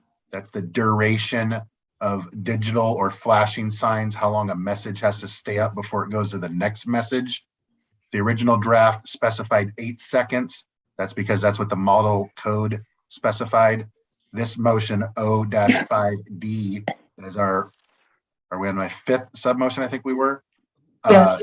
Is to change that duration from 8 to 3 seconds. Thank you. Councilmember Vargas. 2 questions, one for Cliff, or I'm sorry, I'd be curious. I don't recall your reasoning of why you would like it shortened. So if you don't mind refreshing my memory. And I also seem to recall something, I think, Mr. Peters, that you said maybe this was based on some statistics of reducing accidents, the time period of change. I may be off base with that, but if I'm onto something, would you refresh my memory on that as well? Yeah, I guess I'll jump in here really quick, Cliff. I'll be short. So when this particular code was developed, it was developed based upon a number of different statistics that we looked up when I was at the city of Yakima. There is some statistics that say that when you have a changing message sign, that you don't want to go and have the sign changing frequently, because it distracts drivers that are driving down the road. So, you only have a certain amount of time with your eyes focus on a sign as you're coming and approaching it. It's about, I want to say it's between like 5 to 6 seconds before you end up passing the sign. And so there's some concern, and there's some statistic that say that as long as you hold the sign longer, like 8 seconds or more, then that gives the driver enough time to focus on the sign, read it, and still pay attention to the roads, where their eyes aren't trying to refocus and to look at a message that's changing or flashing or scrolling in. And there was some, the statistical data was coming from the National Sign Institution that provided us some of the suggested code language for this change. My reasoning was that I was, because we've been looking at signs for at least 2 months now as we've been reviewing this, and the digital displays that I've looked at, and I've sat or driven by or sat at stoplights and counted that them change their messages between 2 and 5 seconds, and it doesn't seem to be a distraction. There are some that change every 1 or 2 seconds that is a distraction. And so I started counting other things too. And if, for example, you're driving down, coming off of a side street onto an arterial, the left turn sign signal usually only lasts 3 to 5 seconds. And so admittedly, it was pretty arbitrary at 3 seconds, but that gave me plenty of time to read the message, but it also keeps it from continuing and having essentially a flashing light to distract. Councilmember Carlson? My history with digital message centers is extensive. And what I can say is that what Mr. Peters says is mostly accurate. The point of putting a time limit on them is to eliminate the possibility of a strobe light effect on the signs. You don't want it flashing multiple times and blinding people or causing those types of distractions. The problem is that depending on the size of the sign, will determine how quickly the message gets displayed. If you have, for example, a very large very large digital message center, and the message can all fit on one screen, then you can hold it longer. But a business who may have a smaller screen has to scroll through names in order to get the whole message. So putting a time limit on it is challenging because you're allowing for someone who creates a larger sign to have a stronger message. So really the whole point of putting a time limit on is to avoid the strobe light effect. But if you have a 30-foot by 40-foot message center, you can distract somebody from a quarter mile down the road. So it's the 3 seconds is sufficient. You can drive by numerous different message centers throughout the country, and because of the size and on their billboards and freeway signs, and people are distracted way longer way shorter than that. So it really depends on each individual message and each individual sign. There's also video message centers where they portray an actual video, and this would essentially eliminate that option of a sign. I guess I would say just Ms. Vargas, that everything that Councilman Carlson said is correct. A lot of this comes down to you have to select not an arbitrary number, but an average of what of safety and everything. And so when I was at the city of Yakima, we were looking at this, and when it was brought to us by the sign international sign company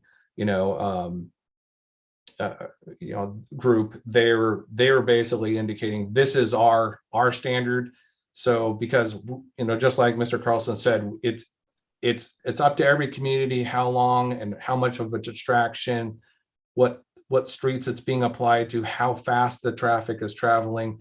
So that number of 8 seconds was an average based upon the street and the speeds that those people were traveling at.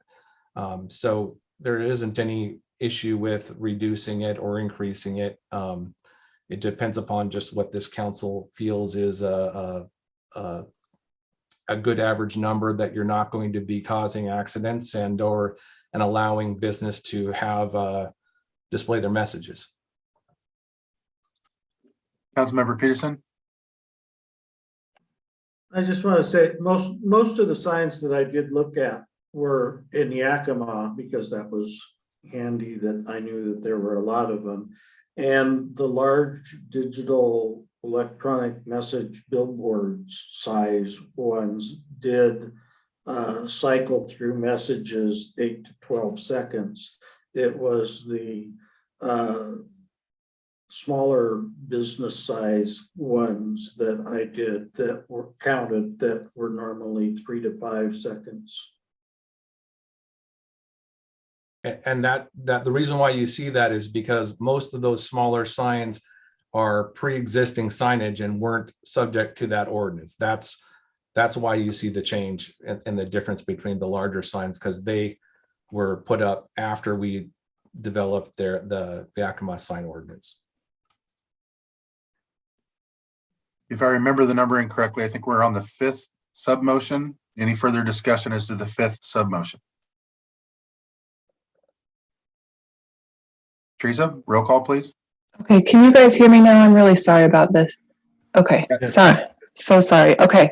Councilmember Wickenhagen, Yes. Councilmember Matson, Yes. Councilmember Vargas, No. Councilmember Peterson, Yes.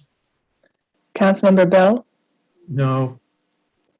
Councilmember Costello, Yes. Councilmember Carlson. Yes. Passes 5 yeses and 2 nos, sir. Any further submotions or any further discussion about the original motion? Councilmember Carlson. If someone else has stuff, I'm happy to wait, but also I have 2 other items I wanted to discuss. One item which is not listed as a subsection, so my apologies, Rob. I just noted it yesterday afternoon. It's at the very end of this sign code. It allows for administrative adjustment. And I would like to propose the addition, and I'm open to recommendations of who, but I feel like there needs to be a secondary approval rather than just one designated person making that administrative adjustment. So if it's a secondary confirmation or rejection by the Planning Commission or by the City Council, my gut feel is that the Planning Commission would be the best secondary approval or rejection of that administrative adjustment. So my motion would be to add a secondary line of review for any administrative adjustment. And my proposal would be that it be the Planning Commission. Okay, so for clarification, council members, this is going to pertain to, it's probably going to appear on page 29 of whatever draft you're looking at in a subsection E labeled written decision. That's part of 10.38.220, but that numbering is going to change given our second successful submotion. That's the way it's going to appear on the draft you're looking at. It currently says the administrative official shall process the requester's request for administrative adjustment, and it goes on from there. I believe Councilmember Carlson is proposing sixth submotion that would change that to read that the Planning Commission shall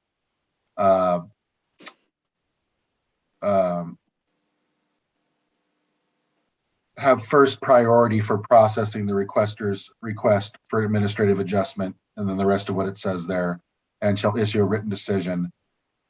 And then are you thinking like an appeal on that, Councilmember Carlson, or are you thinking? No, I'm sorry. I'm thinking what I'm hoping is that an administrative official, whether it be the mayor, a designee of the mayor, right?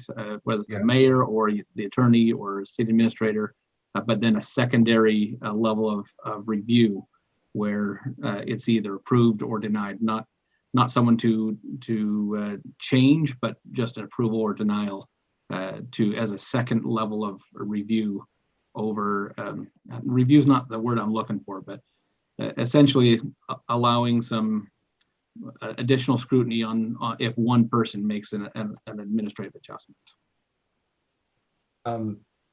I guess I need to clarify some things here.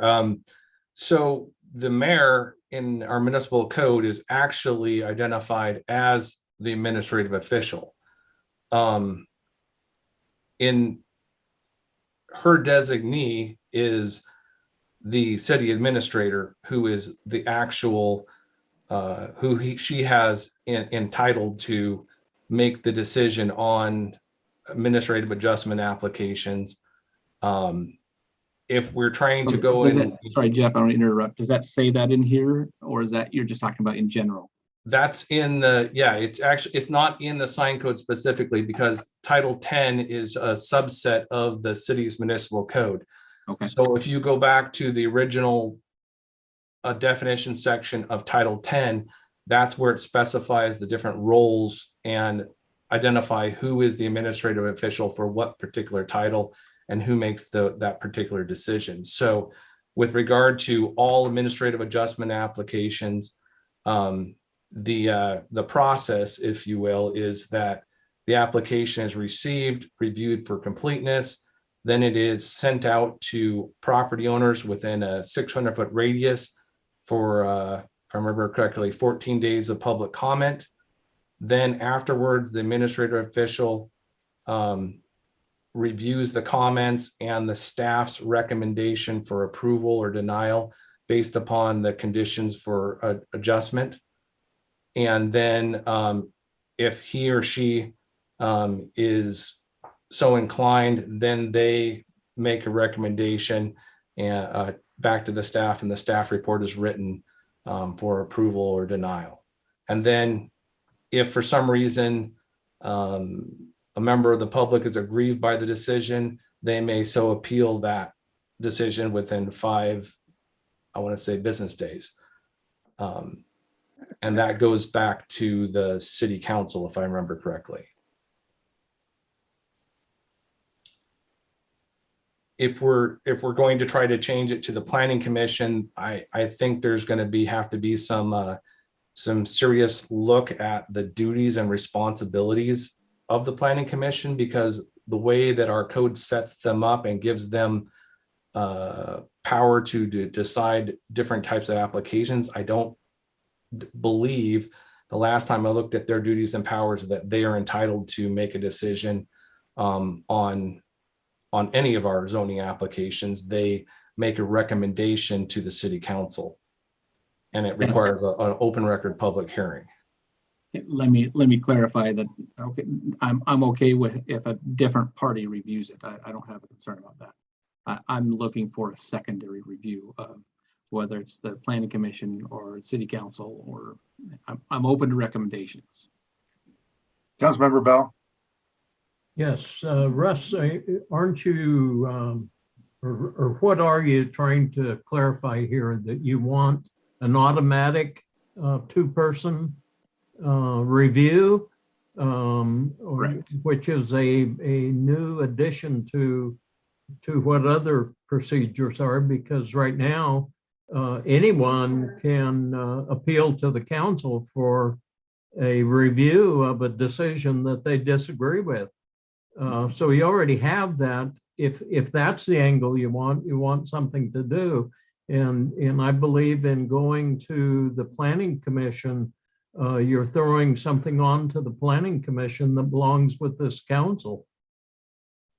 Yeah, and that's fine. Like I said, I'm open to recommendations. Instead of making it an appeal process, I would rather be an automatic. If there is an administrative adjustment to the sign code, in other words, if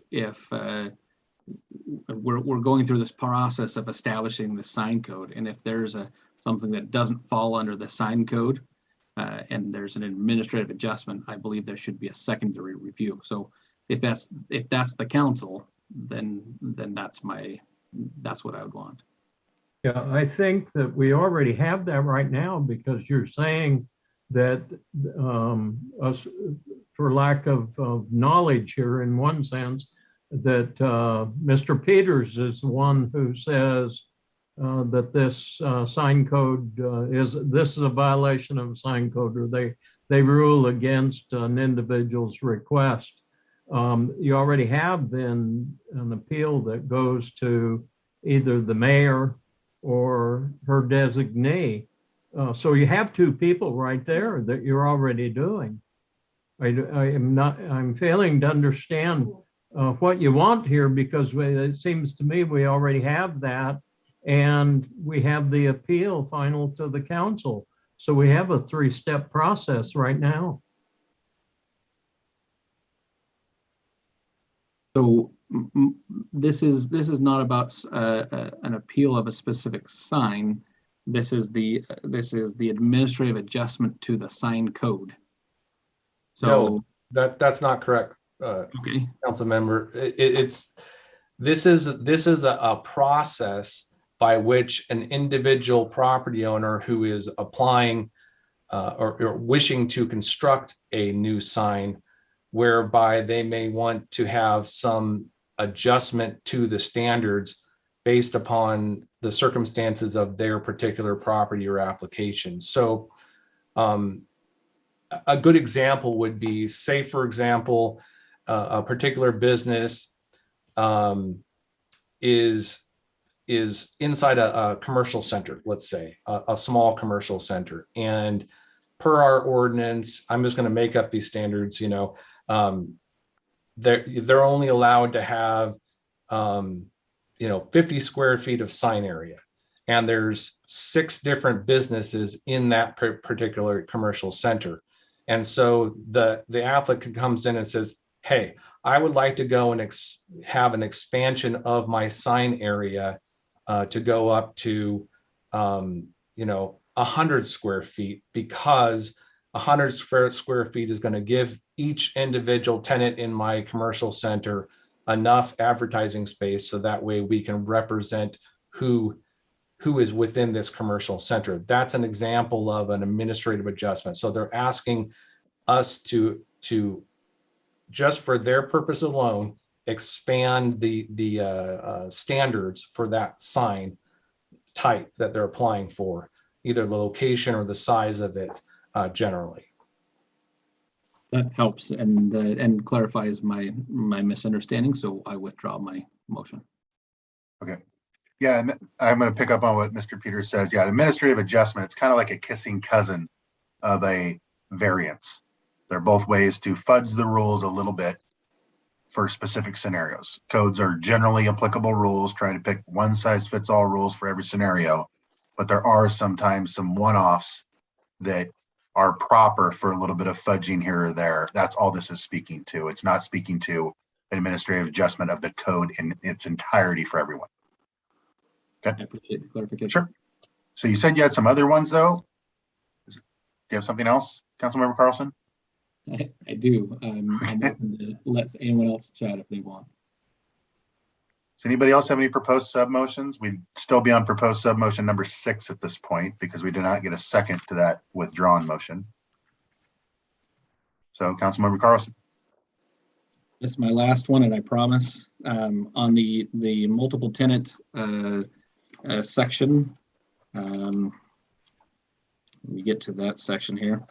The multiple tenant section, there's, in my opinion, there's some conflicting regulations. Let's see, I believe it's section.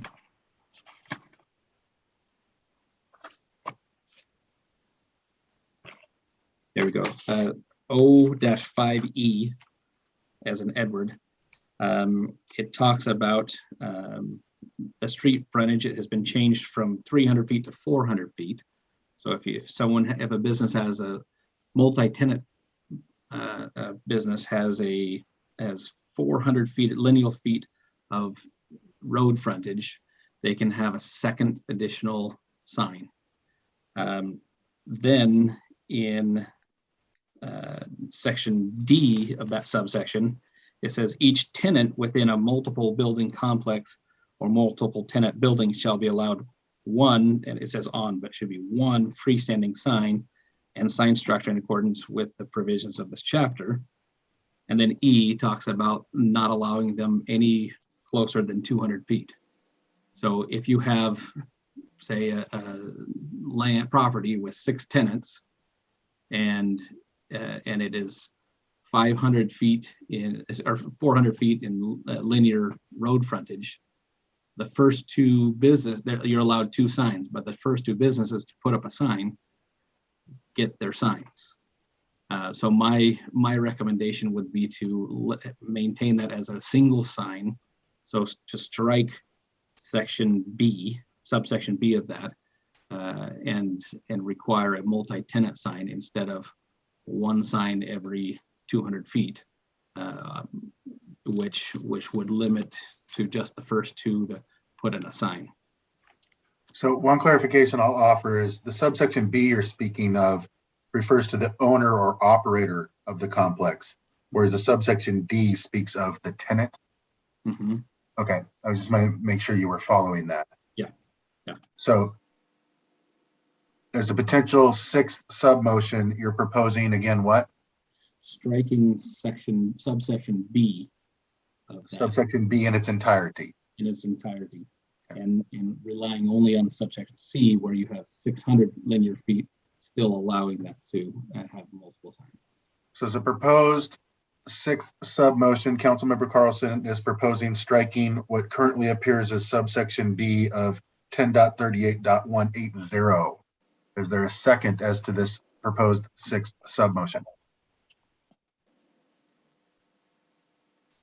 Councilmember Vargas? Second. So we now have a first and a second on this sixth sub-motion. Is there any further discussion as to this sixth sub-motion? Councilmember Peterson? With that section, if we strike that section, does that allow the owner of the mall or multi-business, multi-tenant place, would that eliminate the possibility of them having a single sign totally then?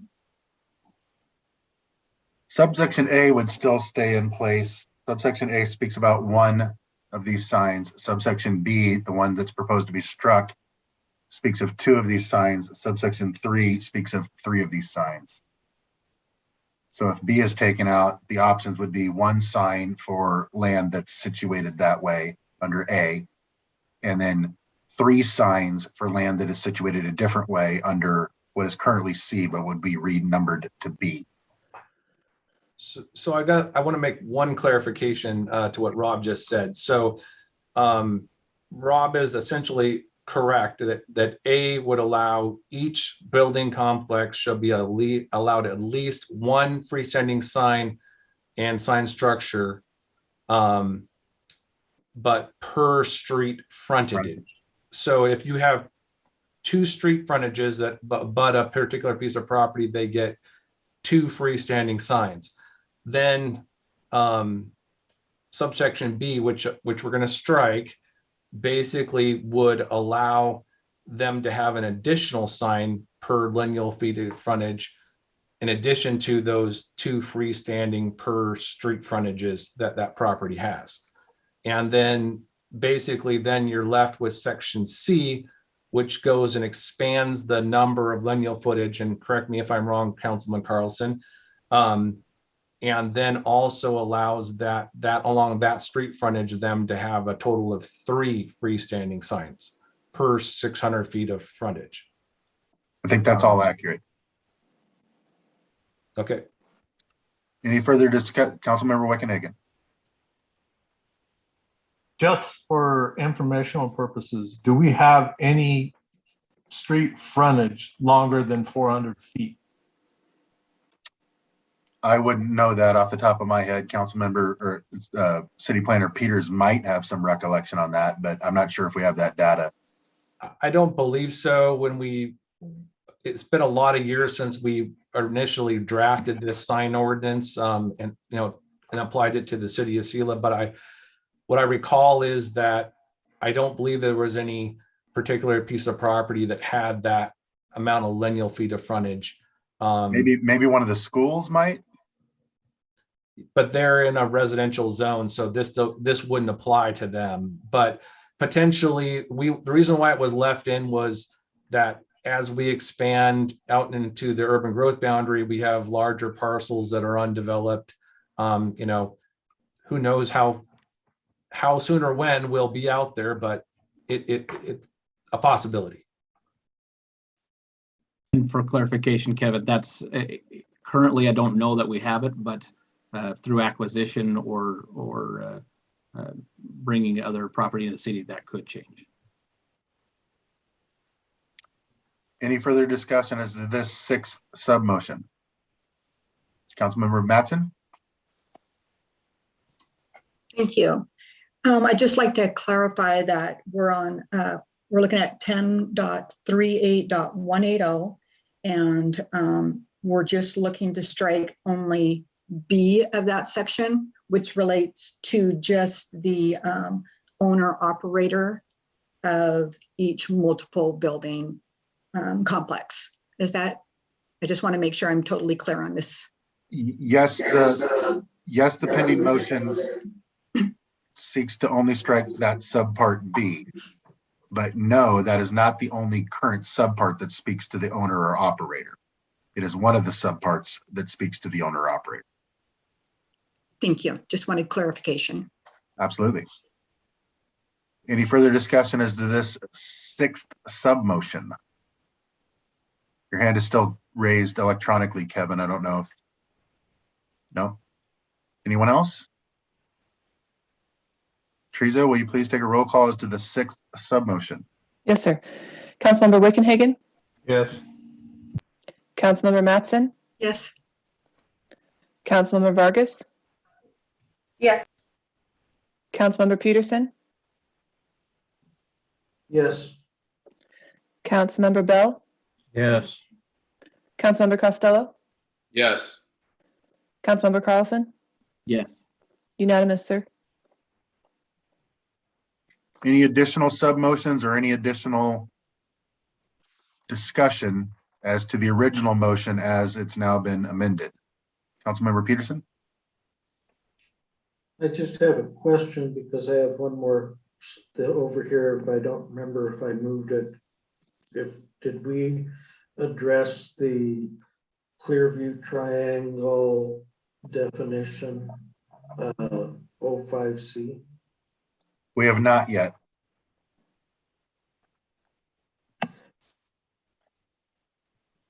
Do we have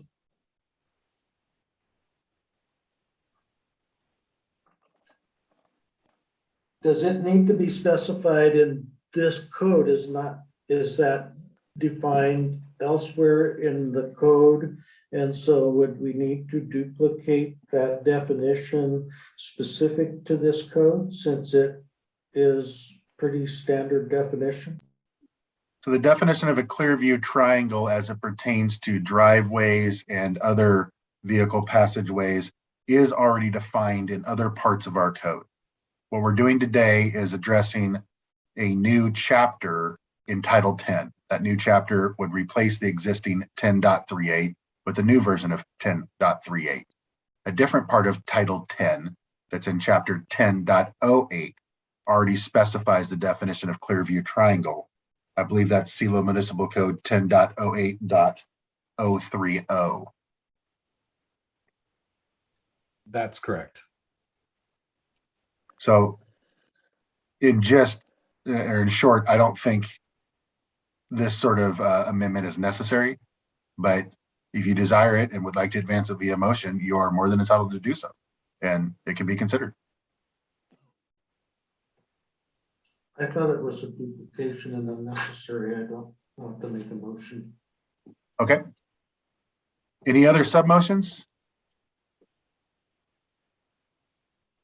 I see none. Any other discussion now as to the original motion, with the understanding that all of these, not all of these, but with the understanding that some of these sub-motions have passed. So the draft you're now going to be discussing and voting on for final passage is as modified, consistent with each successful sub-motion today. So is there any further discussion on the original motion as modified via these sub-motions?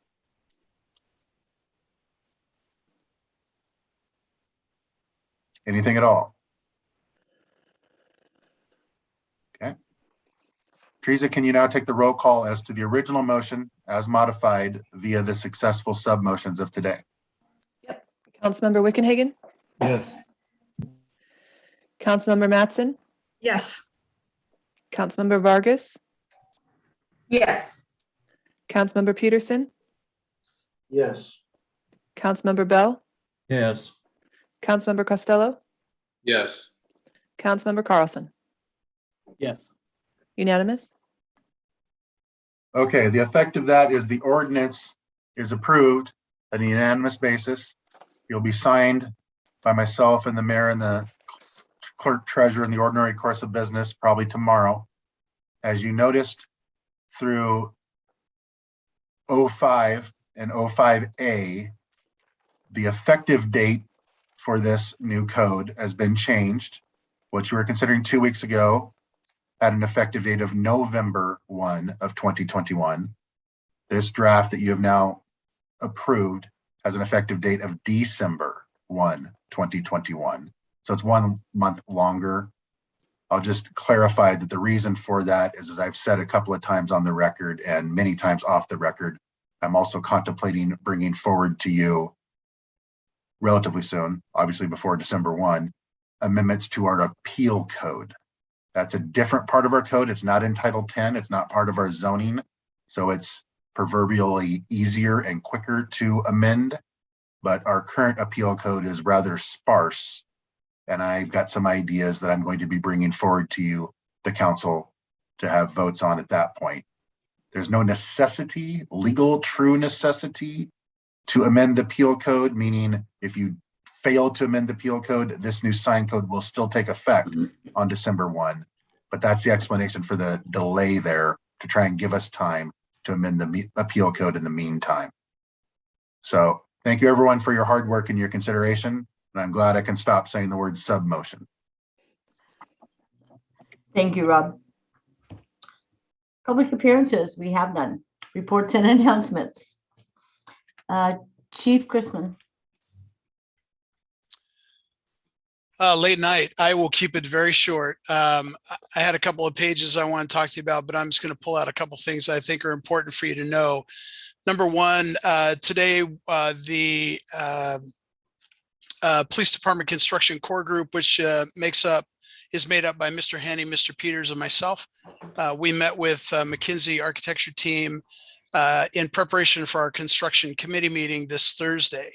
Today, we talked specifically about placement of a building on the build site, single story versus double story construction, and adjacency massing within and around the department. And so we'll be drilling down on those topics Thursday morning at 9:30 when the entire construction committee meets with the McKinsey team.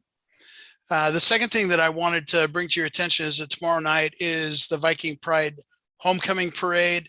It leaves the Civic Center and it'll travel down South First and terminates at the Selah Middle School parking lot.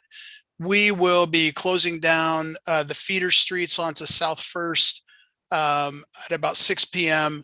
The parade starts at 6:30 and ends about 7 o'clock, and we'll open up all the streets again following the end of the parade, hoping to have everything flowing freely by 7:15. And unless you have some questions of me, I will yield the floor.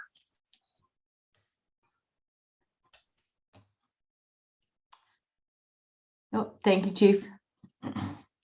Chief Lang. Hello again. Thank you, Council, for the approval of the ordinance earlier. And I want to thank Dale for helping me put that AIS together, since it's the first one I've gotten to do so far. I'll let everybody know that in case you see water flowing around town, that the firefighters have started doing the annual flow testing of our hydrants to make sure that everything's working okay and get the garbage out of them that might have gotten in there from somewhere. Tomorrow is our annual fair day. We're going to be manning the fire prevention booth. It is inside the Sundome this year. It's not outside by the Lamburger booth, which is closed, by the way, this year, for those of you that like Lamburgers. So we'll be rotating our crews in down there all day tomorrow. And volunteer applications for the 2022 hiring year are due Thursday. I want to put that out there. We only have between 8 and 10 right now. So if you know anybody contemplating, we sure would like to get some paperwork in and visit with them. Just to touch on volunteerism itself, I know I brought this to you before, but today we did another analysis of our department. And from those that we know that will not get the vaccination or that have not shown proof of vaccination, we stand to lose 38% of our EMS responders as of today. And that is projected from those who we've talked to that will not be vaccinated in time or have chosen to take a leave, resign, or go to a fire responder only volunteer. So that's where we're at with the department and personnel. There is another meeting that we will have, council meeting, before the end date for that vaccination mandate. So I'll update you then. In 2 weeks, we'll have a lot firmer numbers, but that's what it looks like right now, which that equates to 20 personnel. So it's a fairly big number for us. And with that, of course, call volume is still going up. So we're about 115 over last year already. So things are busy. And then in the district, we have some paint projects at one of our station and some fencing projects I'm trying to get wrapped up over the next week or two. And then if we can find some time, we need to start moving some props and building some props at the new building out on the Harrison Road location so we can start using that as a training facility. Other than that, I would answer any questions you might have. All right, thank you. Thank you, Chief. Deputy Chief Gilly. Madam Mayor, Deputy Chief Gilly must have left his computer on. He's on a fire call for me right now. Okay, thanks. Mr. Peters.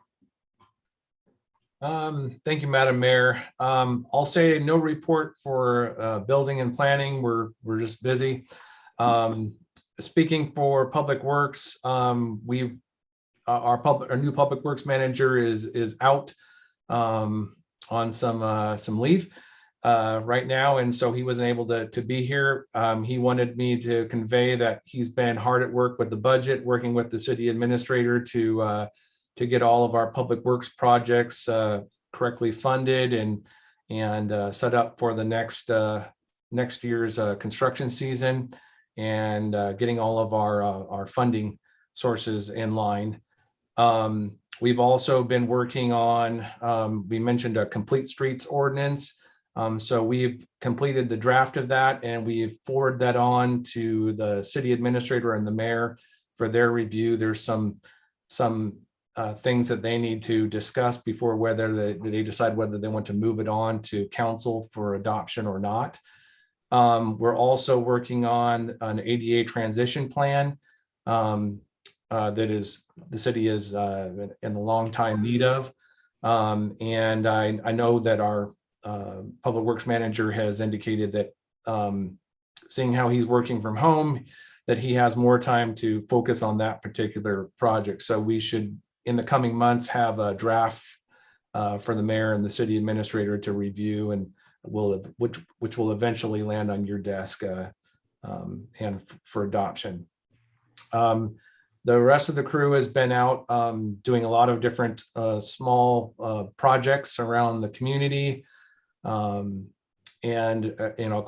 working with our right-of-way agents at the county to further the project on 3rd Street for next year, as well as just other general cleanup projects and working in the parks and things and repairing sprinkler systems and things like that. So with that, I'll conclude my report and allow Joe to add anything that he thinks is necessary.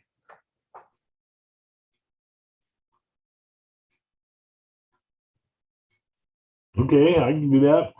We'll start with the contractor did send out a repair crew today to go to Volunteer Park, and they made some repairs to that surfacing out there. I'm not sure entirely how far they got, but they were there today. The Natchez sidewalk plans are at a position now that we will now be making we got a little flyer that POWorks is putting together, and we'll be meeting with the business owners there to discuss that project.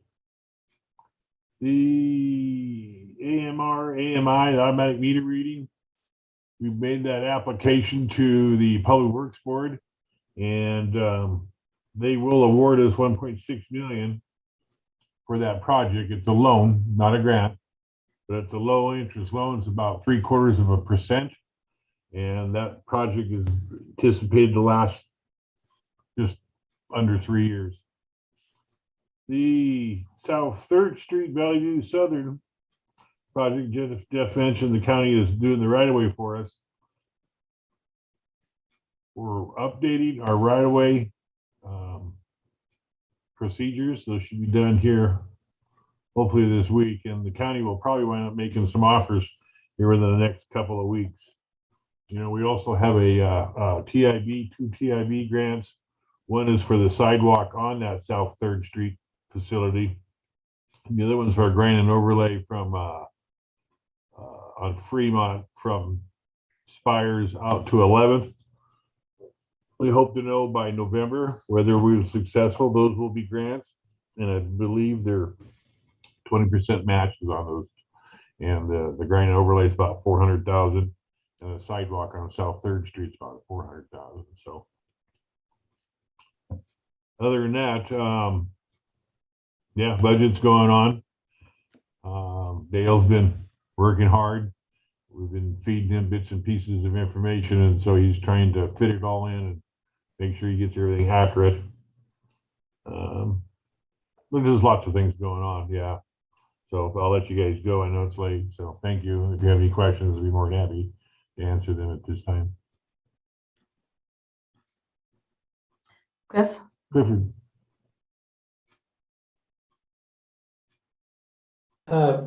Not of great importance because we're not quite there yet, but going down and looking at the survey stakes on South 3rd, is there going to be some utility pole movements and things like that involved in that project? There were a couple of those that looked like. There'll be some. Yeah, there'll be some of the utility poles. We only have 50 feet of right of way through there. It's tight. So we're trying to give 2 travel lanes and 2 5-foot sidewalks. So mid-block poles won't move, what poles there are. But in the intersections where we're seeking additional right of way, then at those intersections, there'll be some pole relocation.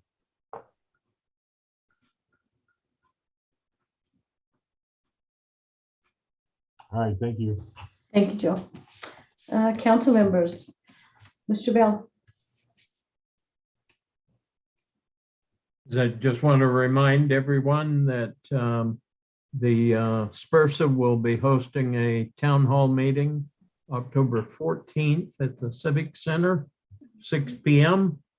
We have enough room to spread out and do that. And encourage people to be there to ask questions and get answers that you have about the levy and the pool operation. That's it. Thank you. Joe?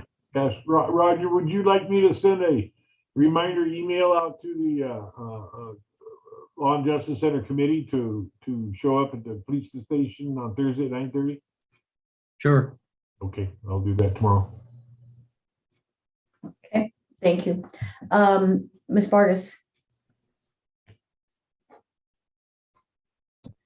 I have no report. Thank you. Mr. Peterson?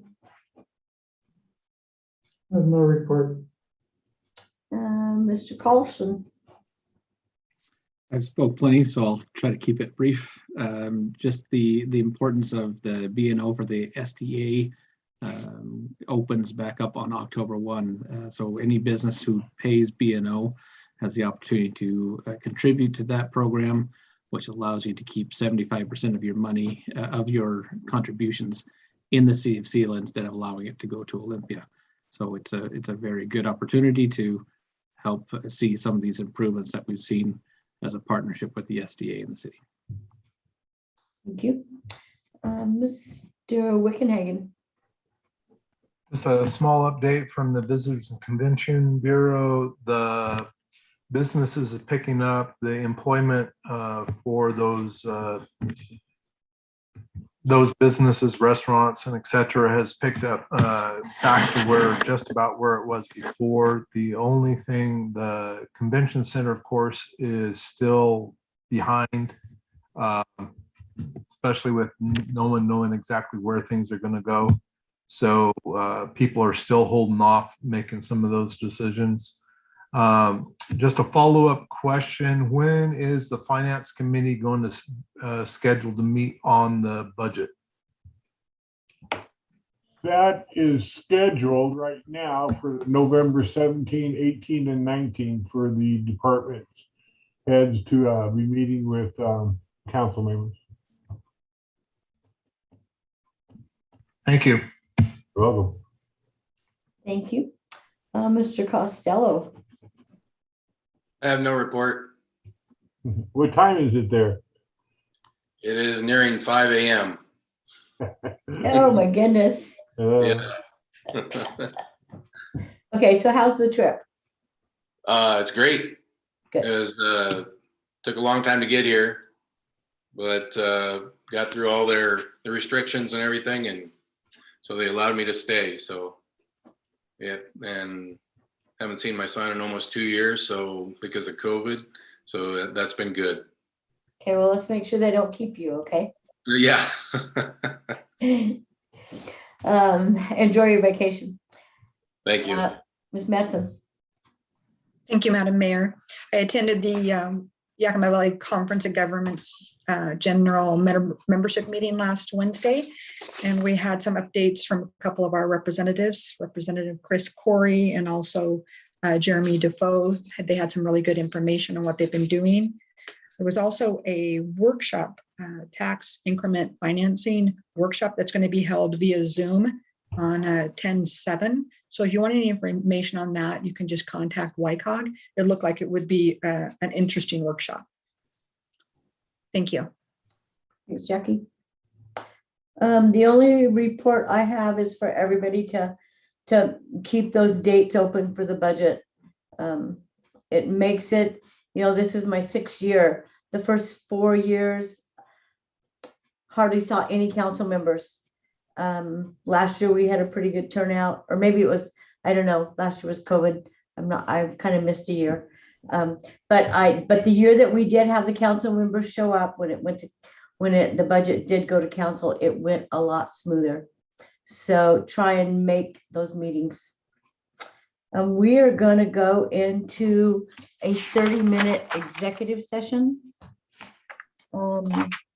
Yes, that's right, Madam Mayor, and I'll say this here because there's a typo on the agenda as well.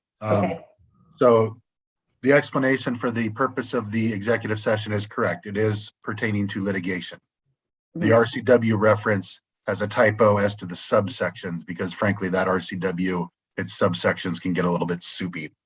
The correct RCW citation is 42.30.110, subpart A, subpart 1, second subpart A, third subpart little I.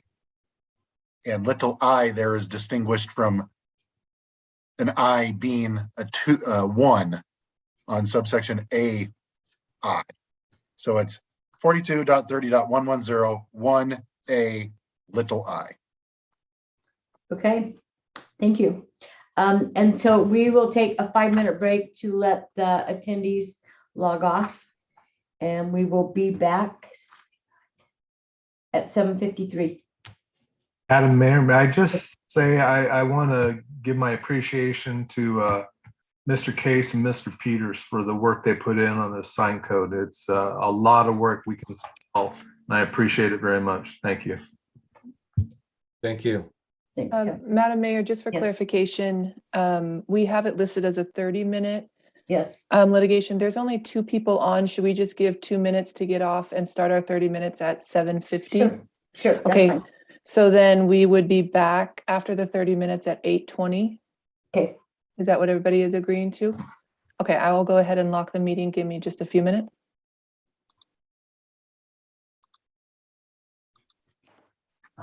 Gosh.